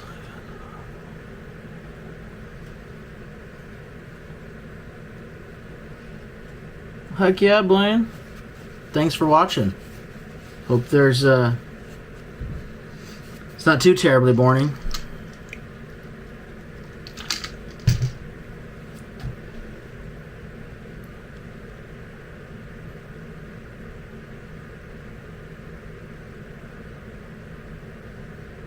Only problem is I've quickly become a codical hoarder. Freaking you and Sean Staplefeld and Eric buying up all the freaking codicals.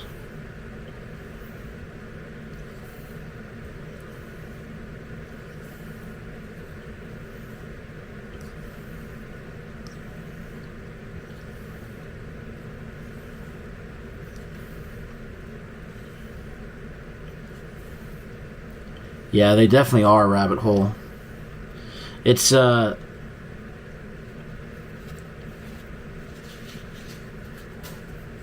definitely, they're definitely some of the coolest stones that I've ever worked with. Just the complete versatility that they offer, and how completely different one stone can be from another. I guess that's kind of the cool part of getting the different codicals and testing them and whatnot. Okay, I don't know what is up with this freaking pin, but it's just like loosey-goosey.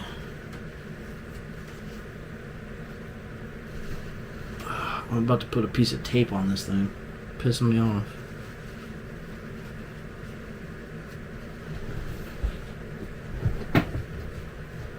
Let's drop it real fast.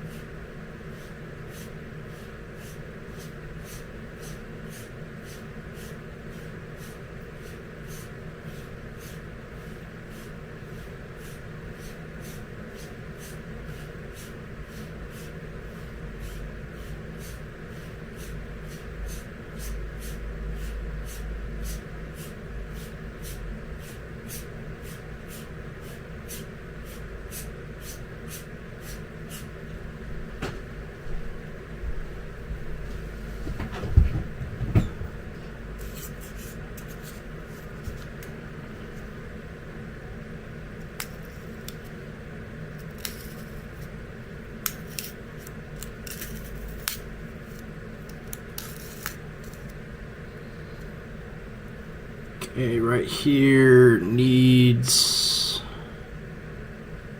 a little bit more work. Yeah, you are right, Robert. It is.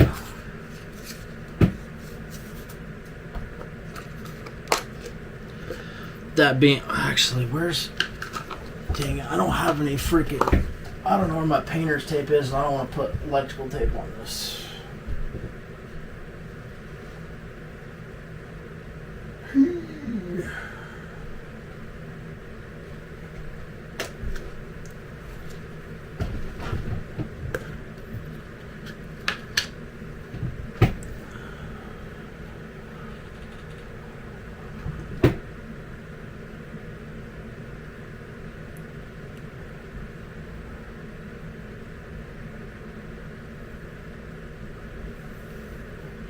Yeah, I definitely agree with you, Blaine. There's definitely a nice Nice group of guys that are sharing their knowledge out there.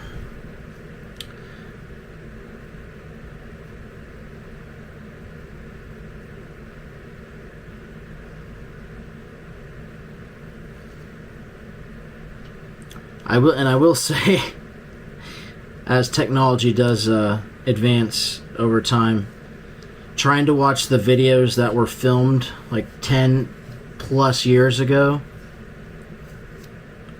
like, man,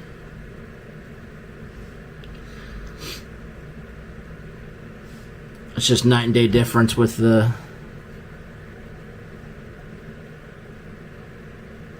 cameras we've got now.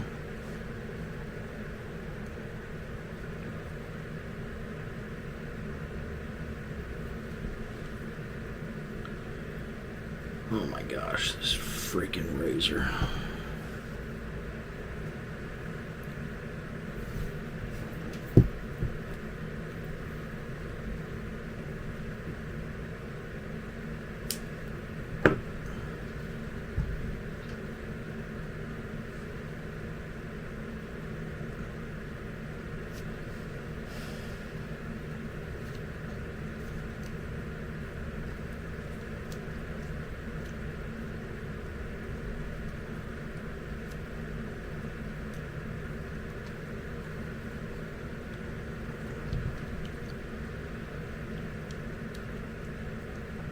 That's better than what it was, but it's definitely not fantastic.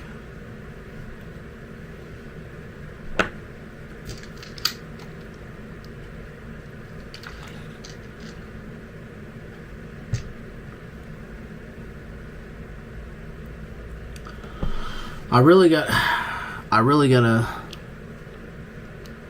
practice more with my left hand. I blunted one of my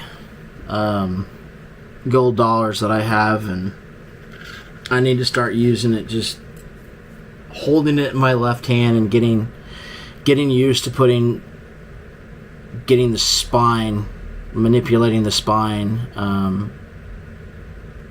the angle of the spine, and then going from heel to toe on against the skin. It's definitely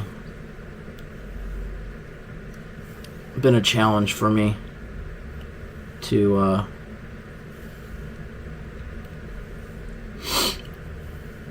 use my left hand.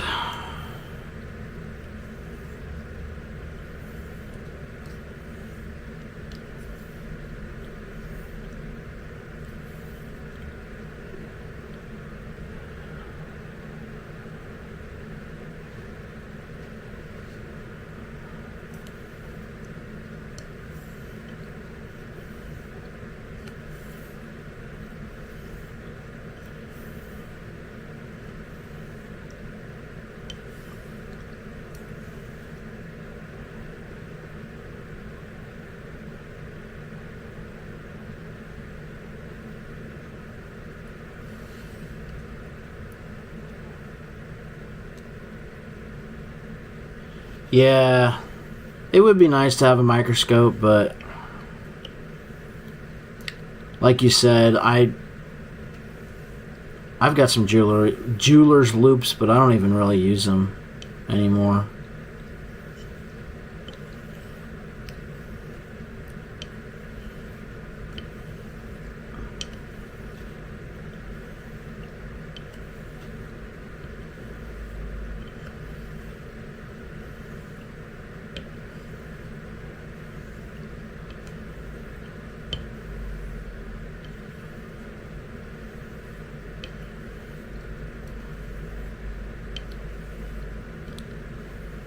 Yeah, I know it does. Definitely getting older now, and it'll be good it would be good for me to work on those things. I've been actually, speaking of using your non-dominant offhand, I've been practicing when I've been playing disc golf using my left hand to throw with. Super freaking awkward.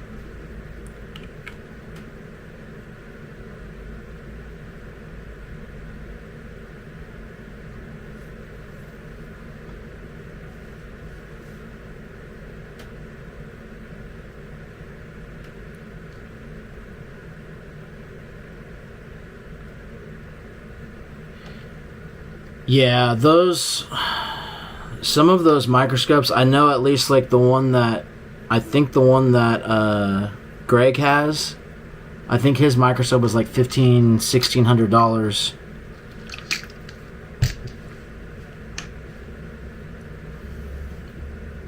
And that's just the little scope, and it doesn't even... I remember I was actually looking on the website because I was curious what he was using for his photos that he would put up.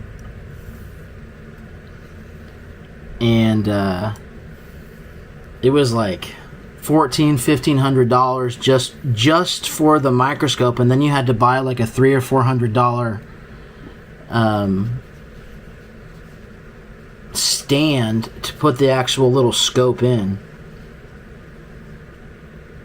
That's a lot of money. Even if I was a professional honer, like, and did that, I guess, for a living, I still wouldn't. Yeah, I don't know. That's a lot of money just for a microscope to look at it, an edge. I guess, I don't know. But then again, people could say the exact same thing about some of the purchases for my vehicles.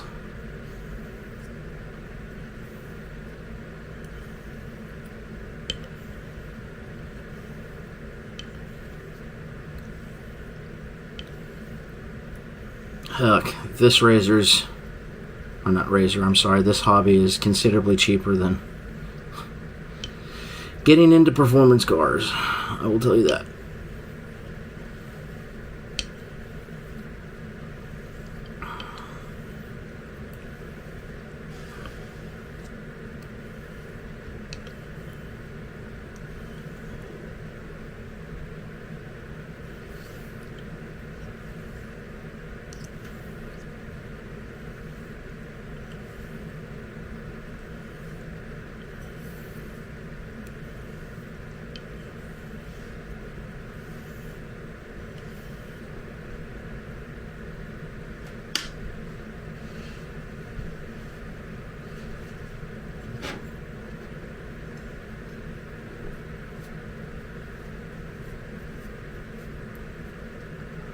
I don't know if the photo loops are the best. I think I know what you're talking about. The larger diameter ones, they're kind of big. Those style of loops I've only seen, they only do like 8 to 10x magnification. Usually, from what I've seen, it's the jeweler's loops that'll either be 30 to 60x.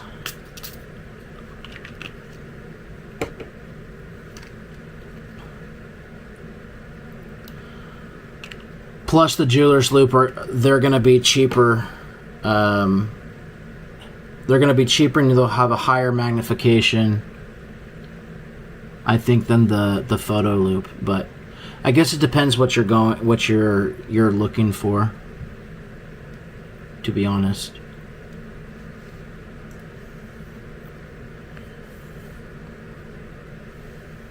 Because you will see a difference between 30 and 10x magnification, of course. Yeah, the light definitely does make a big difference. I've got 2 or 3 different jeweler's loops, and I think 2 of the ones that I have, they don't have lights on them, and it's definitely harder to see.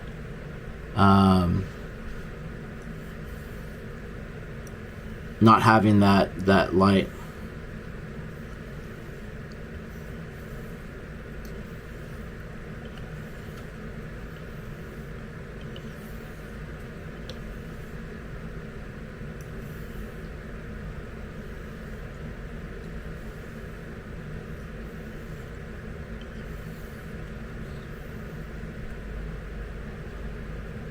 Hey, that's awesome, Blaine.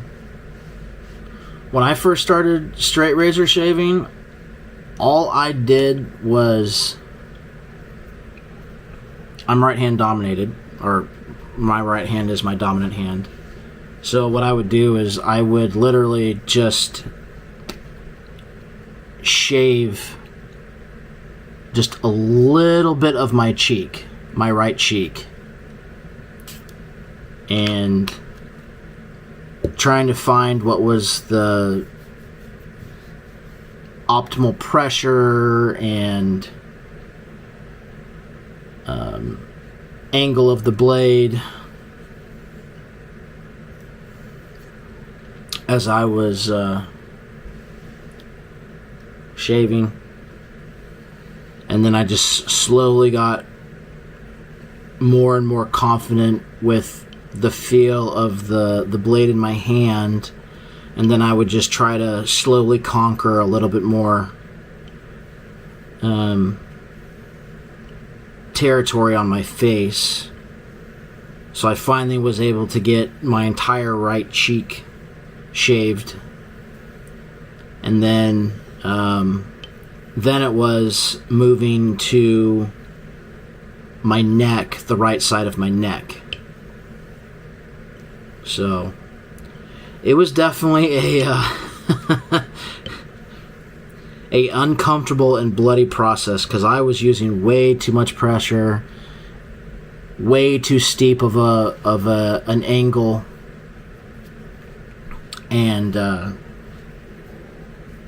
it was a bit discouraging at first, but I kept with it, and now I don't ever want to shave with anything else but a straight razor. My skin does not like well, I mean, I can get a good shave off of a DE razor. I just can't put a fresh Feather Pro blade in the razor and then use unnecessary pressure, because that's just a recipe for angry, irritated skin, which was my experience last time I used my DE razor. So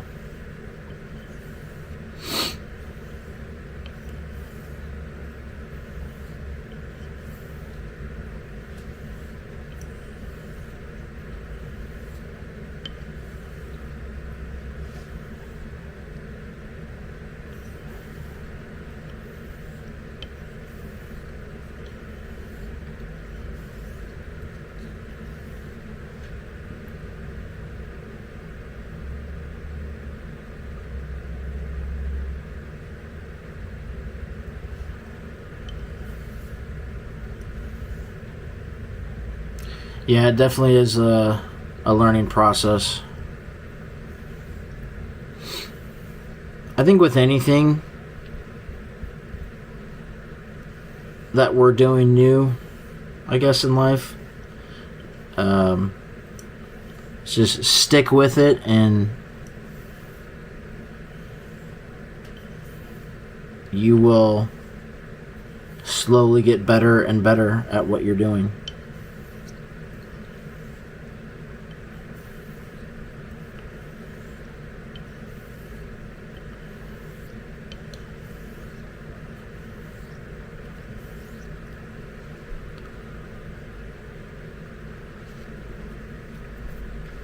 Yeah, I used DE razors for about, I don't know, 10 years straight. And went through a bunch of different blades. They were definitely better than trying to use those terrible cartridge razors that I used for years. Freaking the Gillette Mach 3, I think, is what it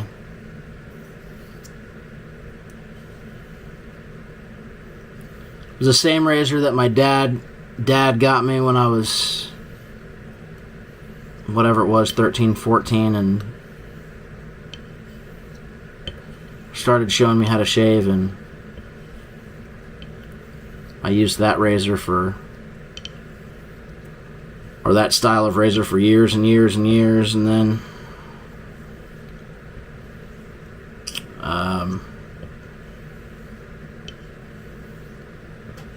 I decided I wanted to try out a DE razor and bought a, I don't know, I think it was like a $20 one off of Amazon, and didn't have a great experience, but yeah.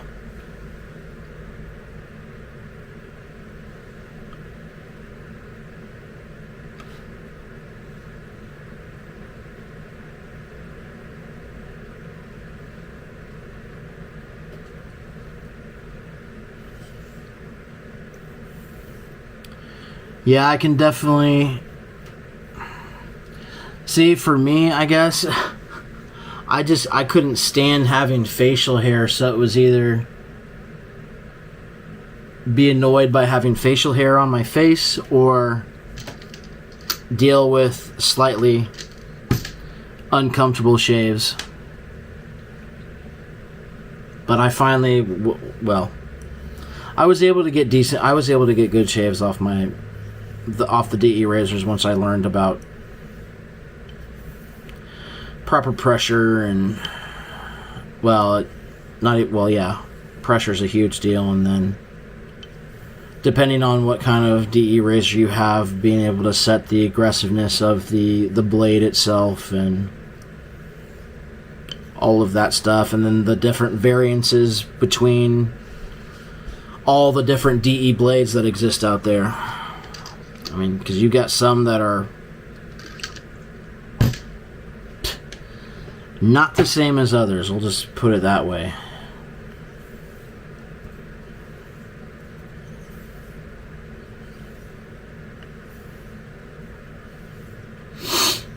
And it's funny, I've got probably like 300 something DE razor blades, like reloadable blades. I think I've got a Gillette Noisette blades, I think I've got like 100 something Astra Pro blades,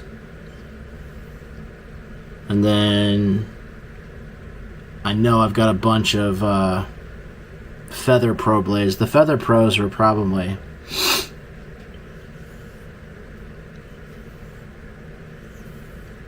one of my favorite blades, just because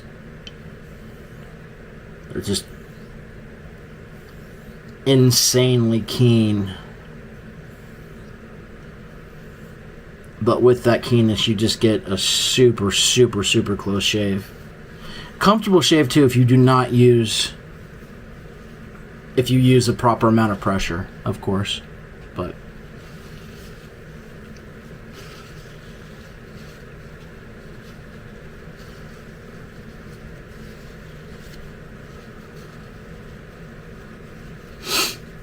so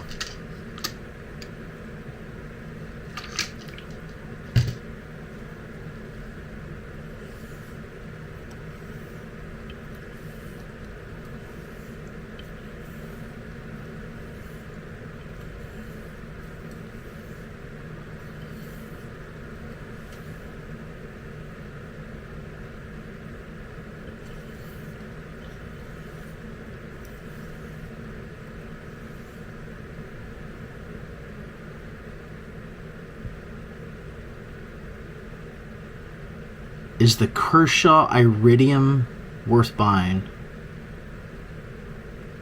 I do not know what a Kershaw Iridium. I'm assuming Kershaw, the blade maker.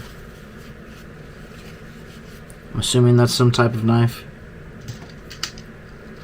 I have no idea though. I'm not up to date on all of Kershaw's different products.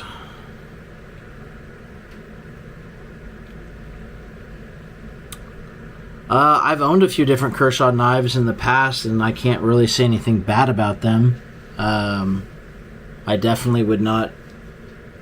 I don't have any experience with a Kershaw Iridium, but you might be able to find some reviews online.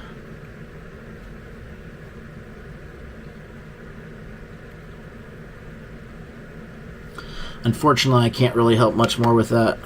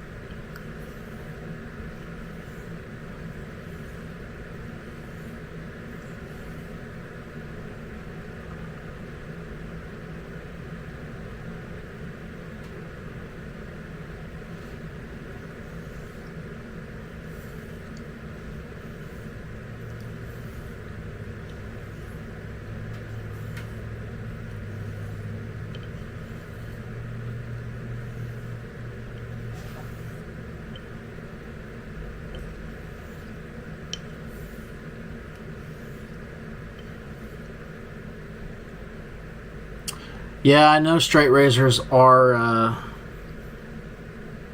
well, I mean, they're fantastic to shave your face with, so I can't imagine they wouldn't be good to shave your head with. I've never shaved my head before, so I don't have any experience on that.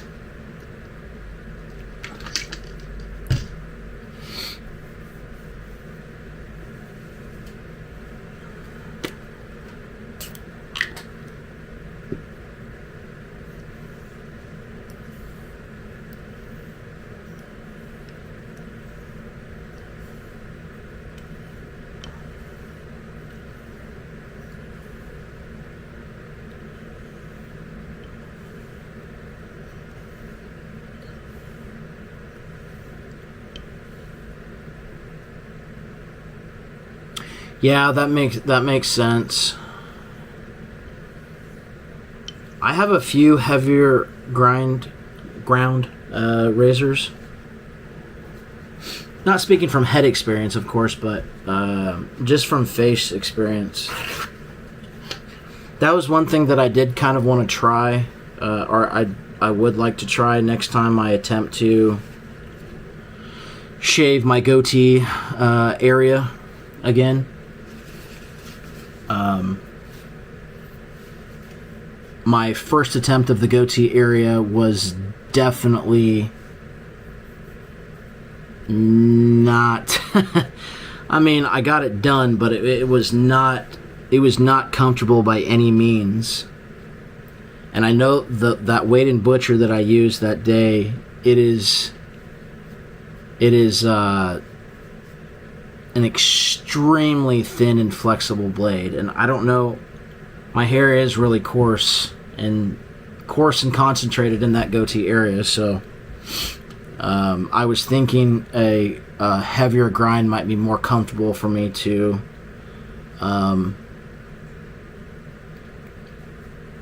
use to practice on that area. I know my angle of approach was definitely way too high, but, and I don't know. I don't know.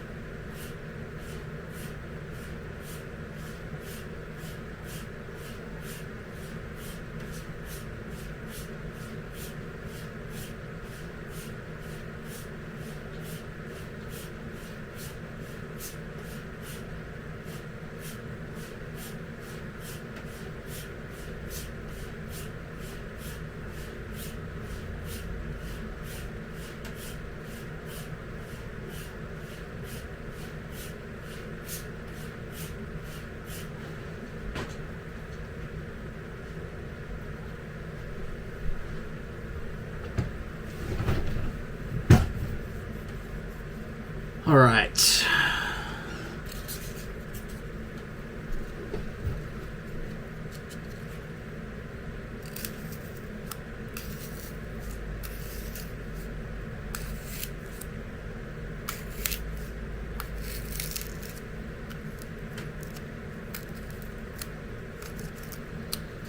Alright, so the heel, like, right there, needs a tiny bit of work.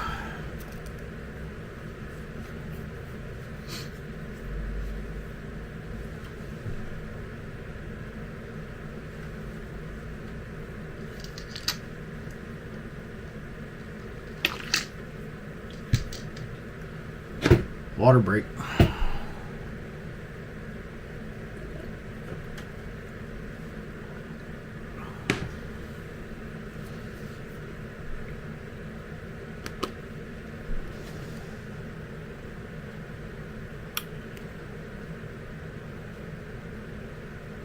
Not safe for manscaping. Yeah. I would not want to be... I would not want to be anywhere near...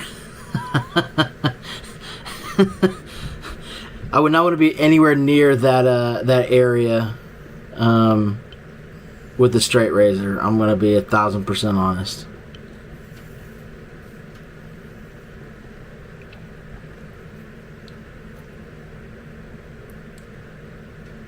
Shave my pits, but not lowers.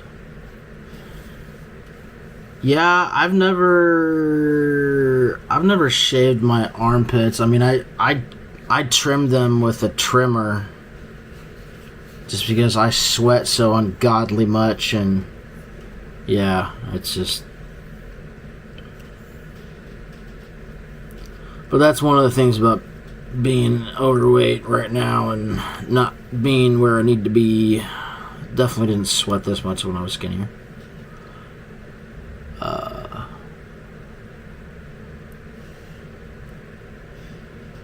Yeah, I agree, Robert. It's definitely easier to shave someone else. That's... yeah.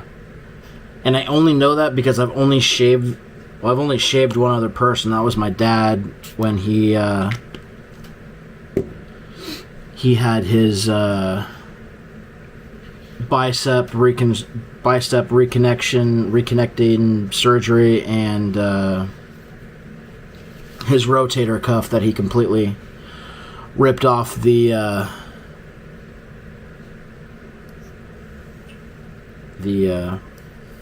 ligament completely off the bone.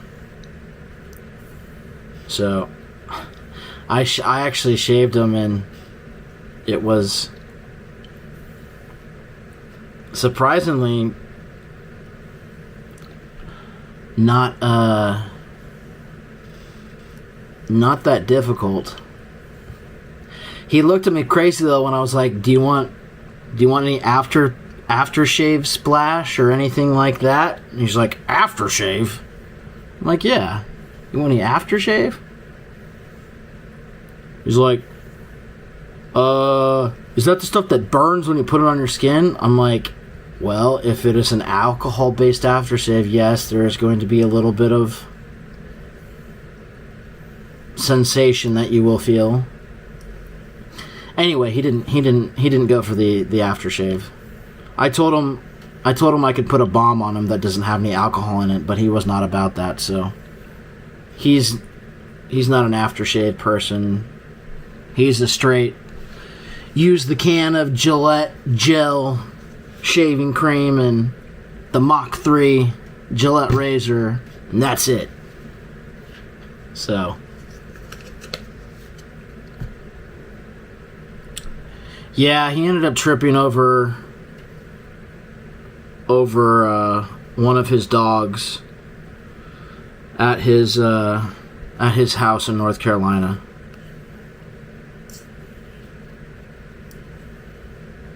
That caused him to mess up his shoulder, and then I don't know what he did to rip his bicep off his freaking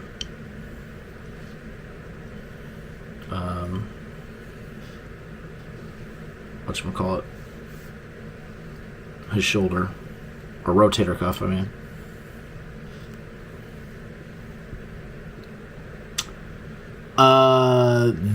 Are you talking about this stone, Blaine? This is a caudicle.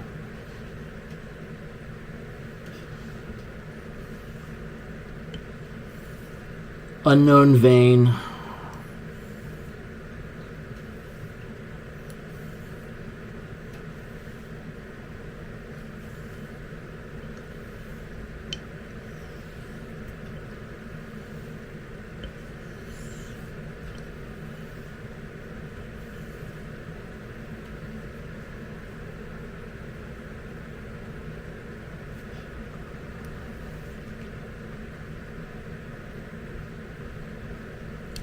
I always thought it would be kind of cool to go get a professional face shave done, but knowing that, at least here in the U.S., I don't know about, well, I know it's different in other countries, but you can't get a traditional straight razor shave with an actual straight razor. You're going to get some shavette that they're going to put a replaceable blade in, which I understand is for hygiene reasons and whatnot, but I don't think I could come to going to one of those barber shops that offer that service and spending $50 or $60 on a shave like that. So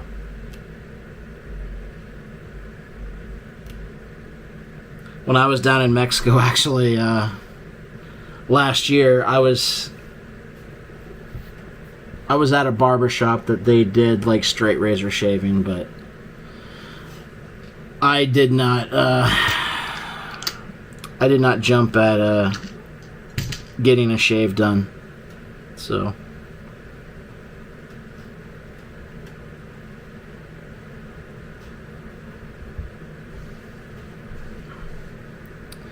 neither could I.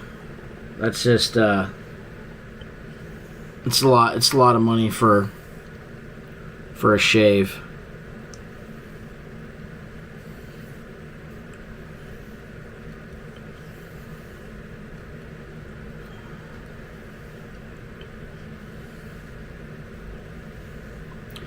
Yeah, it's definitely a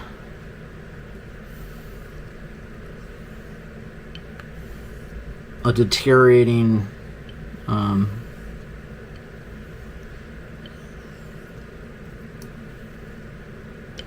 practice, I guess.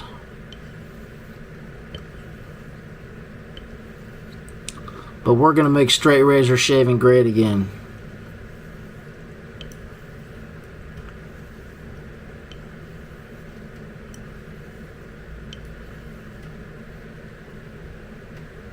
I think he was talking about when you made the comment about my dad doing a number on himself.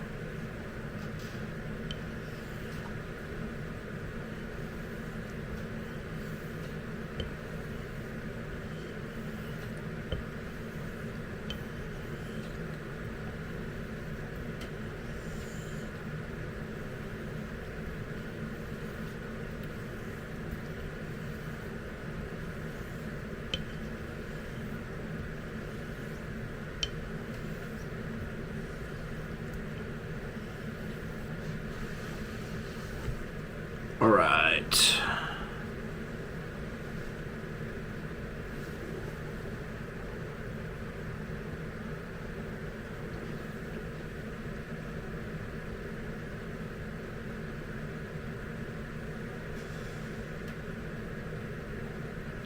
Yeah, he was commenting about my dad and his rotator cuff and bicep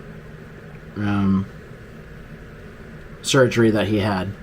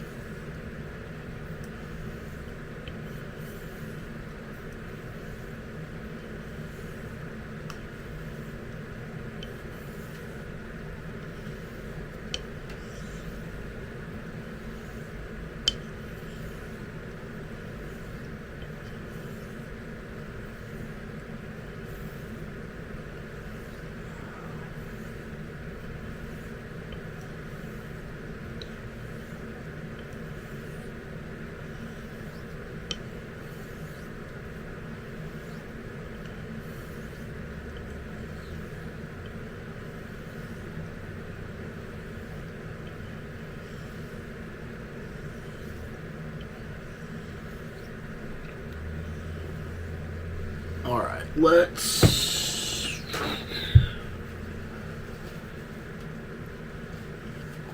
take a look now.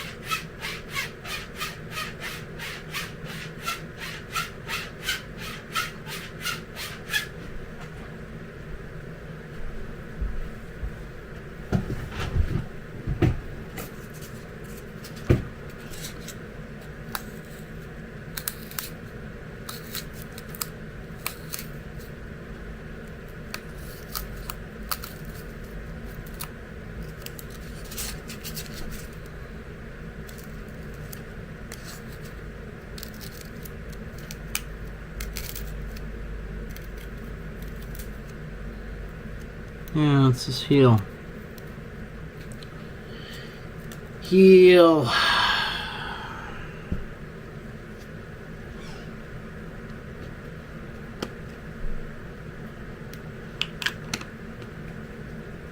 No, sir, it is not. It is not.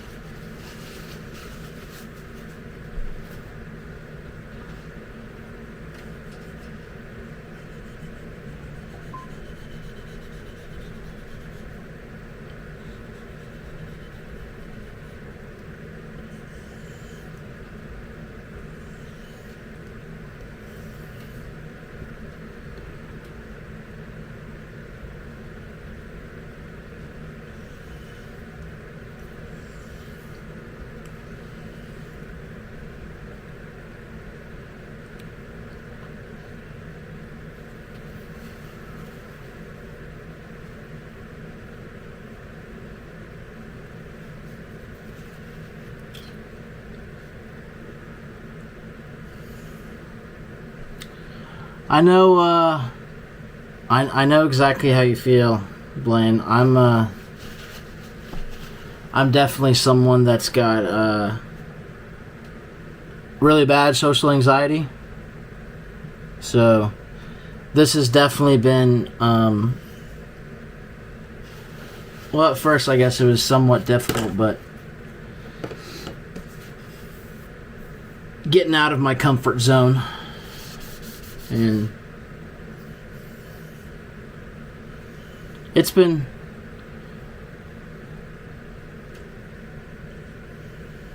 fun though. Like I've met a bunch of really cool guys, and I mean I can't really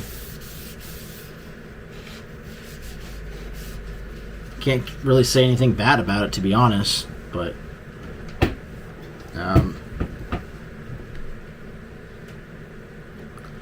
I mean, you do get some haters every once in a while, you know, but that's the internet. That's gonna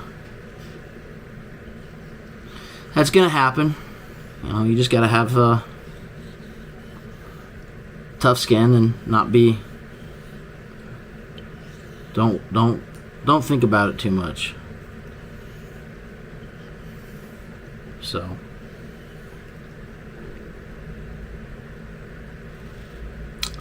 What is the geometry like on this razor?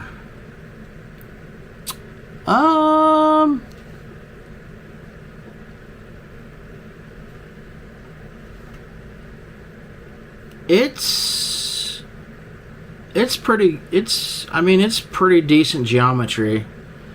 The razor does have a decent amount of spine wear on it.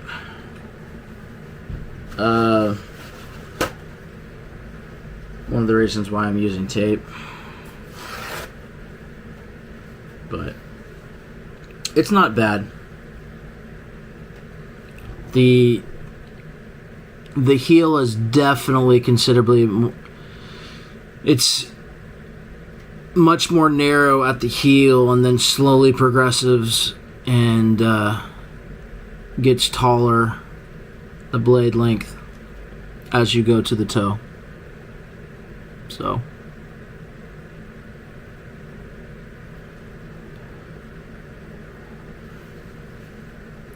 It's a nice razor, though. I think I got this from Griffith Shaving Goods for like $30.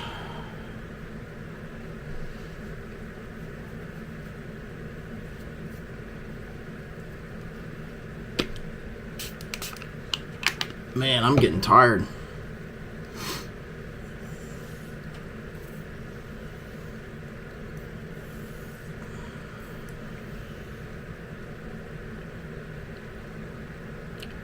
Yeah, I mean, looking at the bevel is almost like identical on both sides of the razor, width-wise.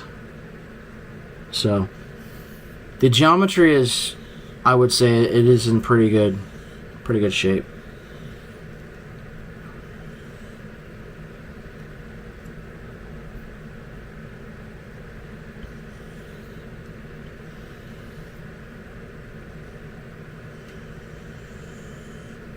Heel though,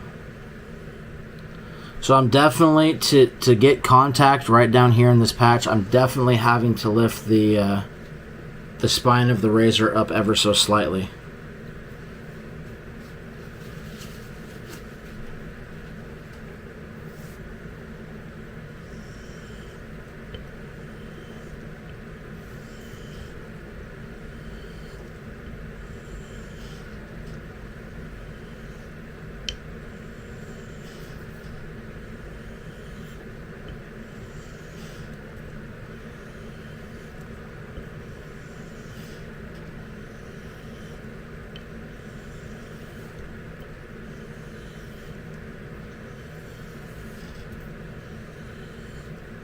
I will say that is one good thing about convex tones is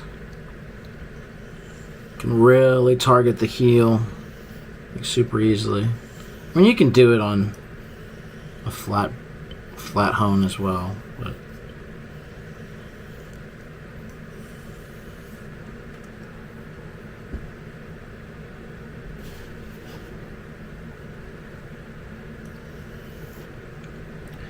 it's not that bad doing videos at the house, being comfortable and everything. Now, if I was out in public and trying to do some kind of a live demonstration, I'm probably not going to be talking much, and well, no, actually, I don't know. I probably wouldn't even be doing a live. I'm not a huge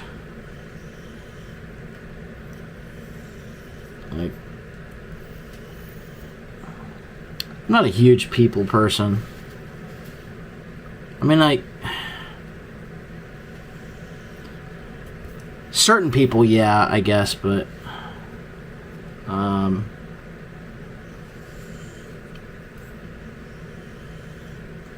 don't know. There's a lot of really terrible individuals out there, so.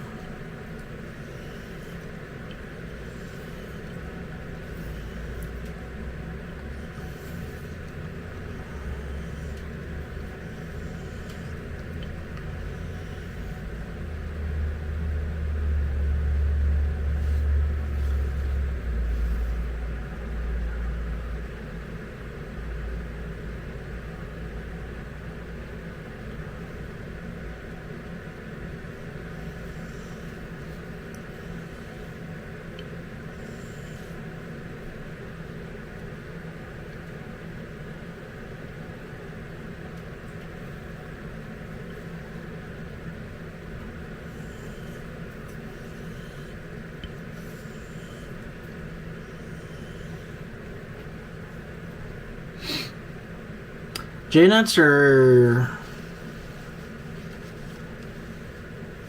can be great stones. There's a lot of fake ones out there and not good not good stones that a lot of people try to peddle. So you definitely have to be careful about buying J-nuts on eBay. If you're looking to get into the world of J-nuts, there's definitely a few guys on here in the community that could help you get in contact with the right individuals to get an actual legitimate good stone. So, or stones, I should say.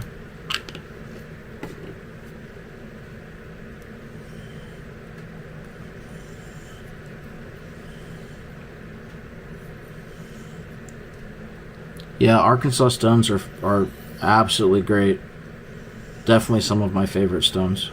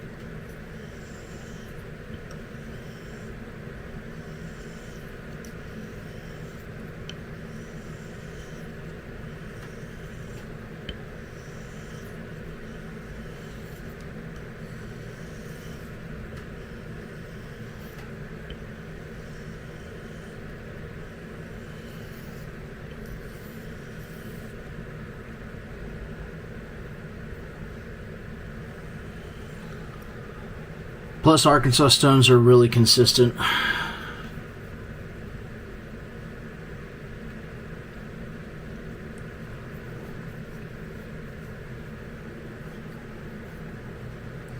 I don't know if that's the right statement, but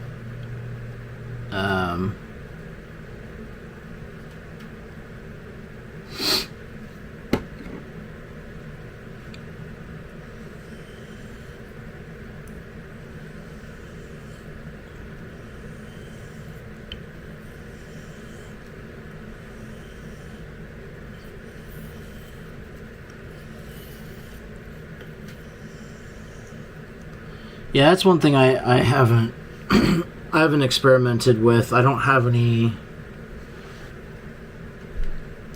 slate stones. The only slate stones, I guess you could say, are the slate-backed cauticles that I have. So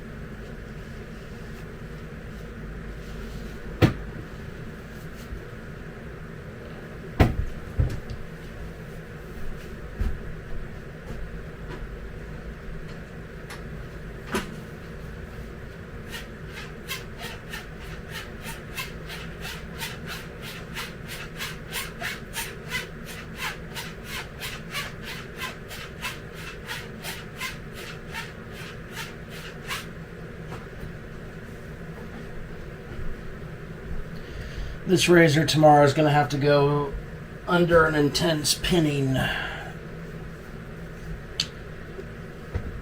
tightening session.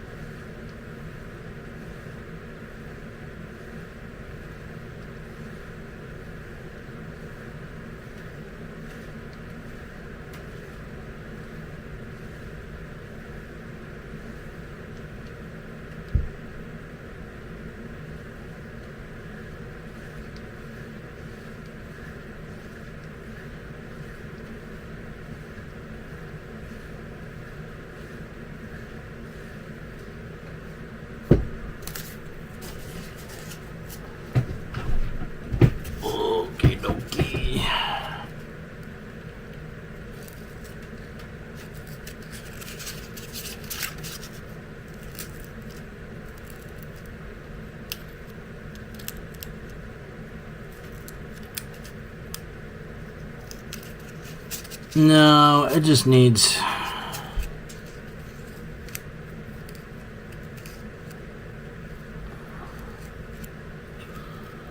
It needs more work to be able to push cut right down there. And I feel like I'm not going to work anymore on this razor tonight because I'm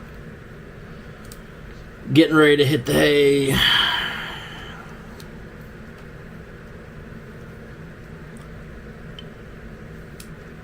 I am on call this week and I've got to be up early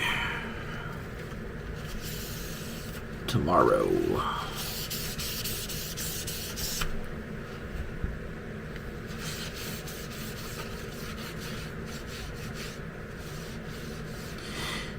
Yeah, I was thinking the exact same thing, Robert.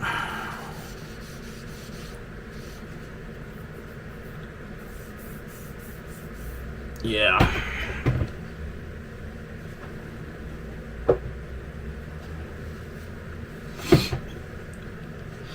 Luckily luckily it's only once every 6 weeks. I've got 5 other colleagues that are part of the rotation at work, so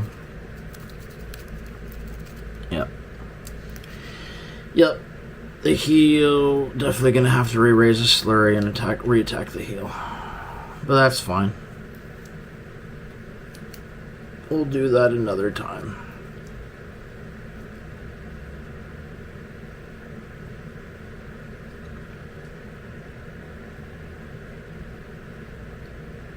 Oh man. I'm getting flashbacks of like the first time I ever had to be on call at a job I had years ago. Man, that was a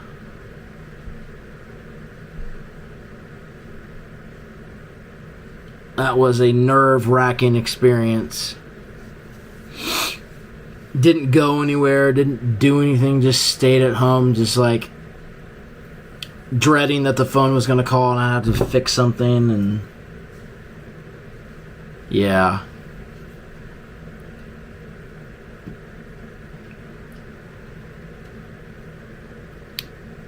Yep, the old phantom rings. Yep.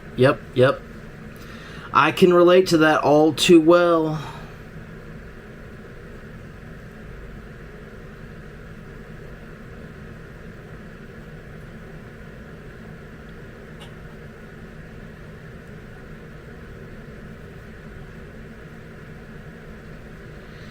Yeah, we have an on-call rotation, but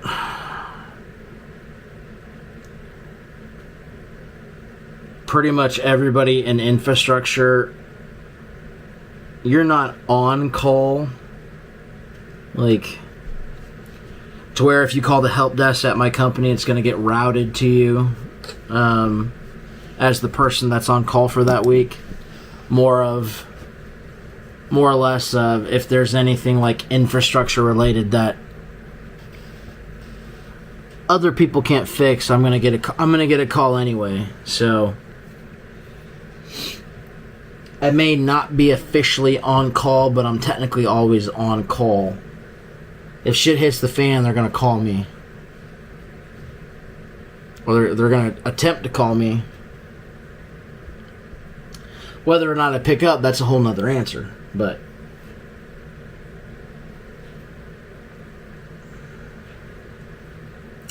luckily, I have not, at this company I've been at for the last 5 years, I have not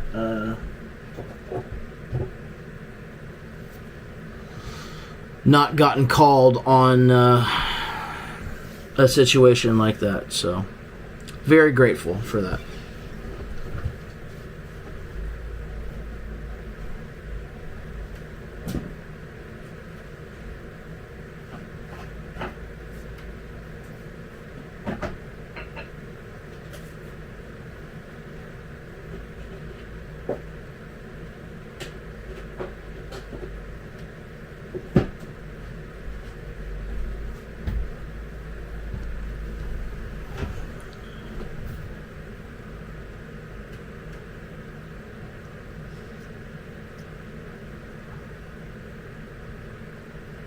Yeah, I work in. It's funny you said medical because the job that I'm at right now, I work for a cancer treatment and research facility. Luckily, we're not a 24/7 business. Thank God. So yeah, I know you were talking about razors with smiles. I've got this one's kind of. This is a true wedge. This is a Wade and Butcher medium-sized hollow ground, is what it says on the show side of the blade right there.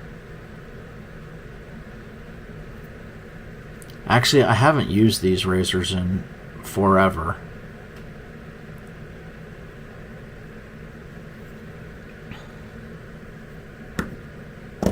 I've got that one. This one's a true wedge that I have, and then well,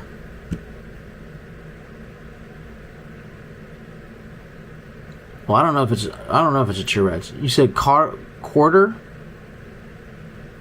ground? I'm not the greatest on grinds. I'm going to be completely honest.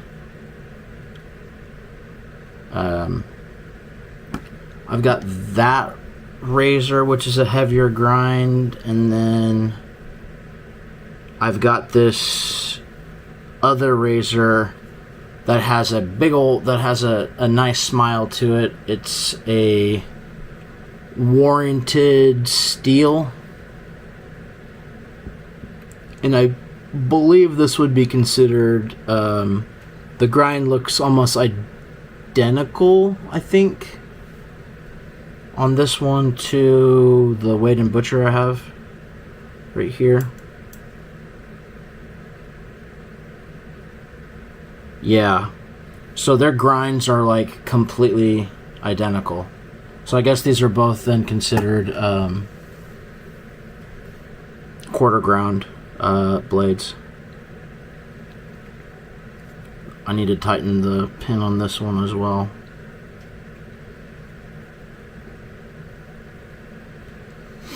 I've honed this one before, but I've never honed. I got this from a guy off of eBay back in 2015.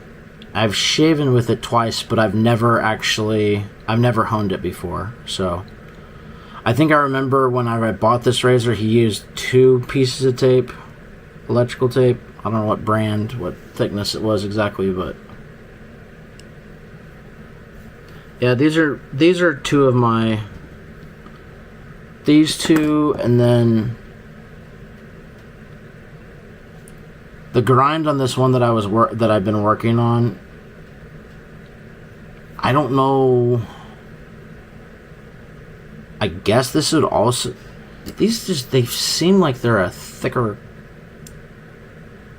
grind. Oh, that's crazy. The steel's magnetized. Whoa. Okay, cool.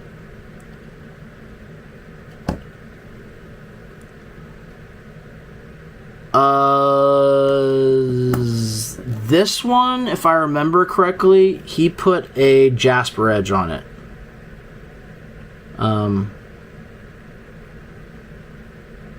It works it's really comfortable, really smooth.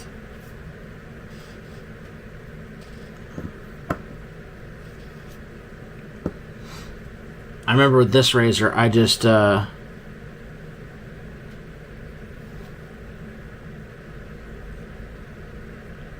mowed off like 4 days of growth with no problem.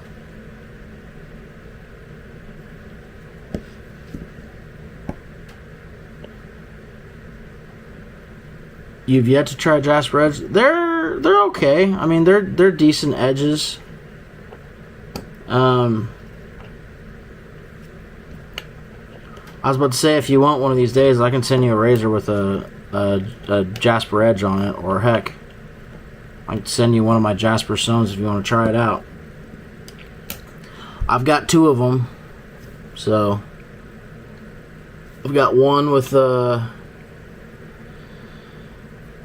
one that's convex to a 25-foot wheel on the long axis. Is it like art? Yeah, actually they're very similar to Arkansas stones. They're very, very dense. Very dense, very hard. Very, very, very hard. Shaping that one stone to using Jared's plate to the 25-foot wheel, like I did at least 45 hours using 60 grit silicon carbide paper and loose silicon carbide powder with that. It was, gosh, it was not a fun experience, and I'll never do it again. So if that stone falls on the ground and breaks into 100 pieces, well, I'll never I'll never convex another one of them. They're just too hard, too freaking hard. Yeah, I definitely like to try out one of your edges for sure.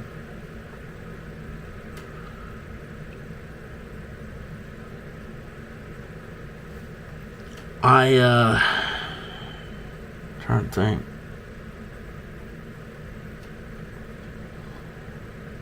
I think, yeah.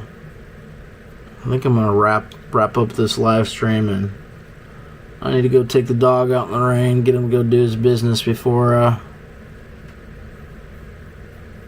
we tuck in. Yeah, definitely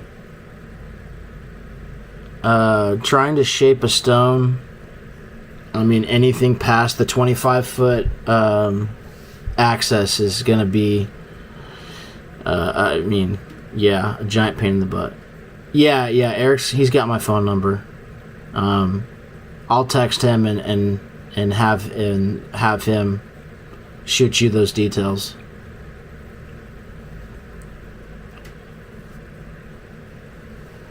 I think he's got my phone number and my email.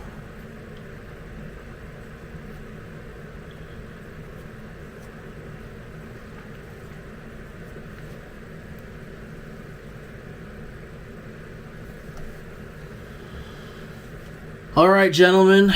Well, I had a blast hanging out, honing some razors, chatting with you guys. It was fun. Definitely a good time. I will catch you guys later on the next one of these streams.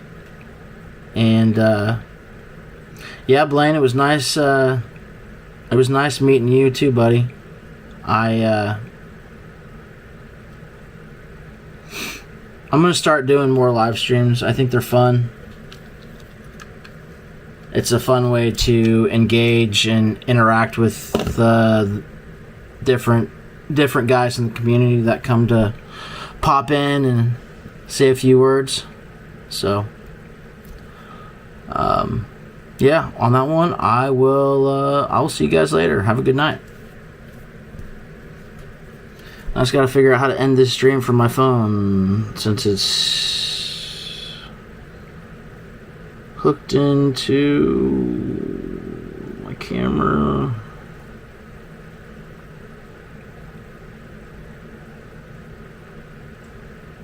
Cool. So it's just like live streaming, and the app's not even running now. That's awesome. Okay. Well, I guess we're just gonna forcibly power off the camera then, and I guess the live stream will end.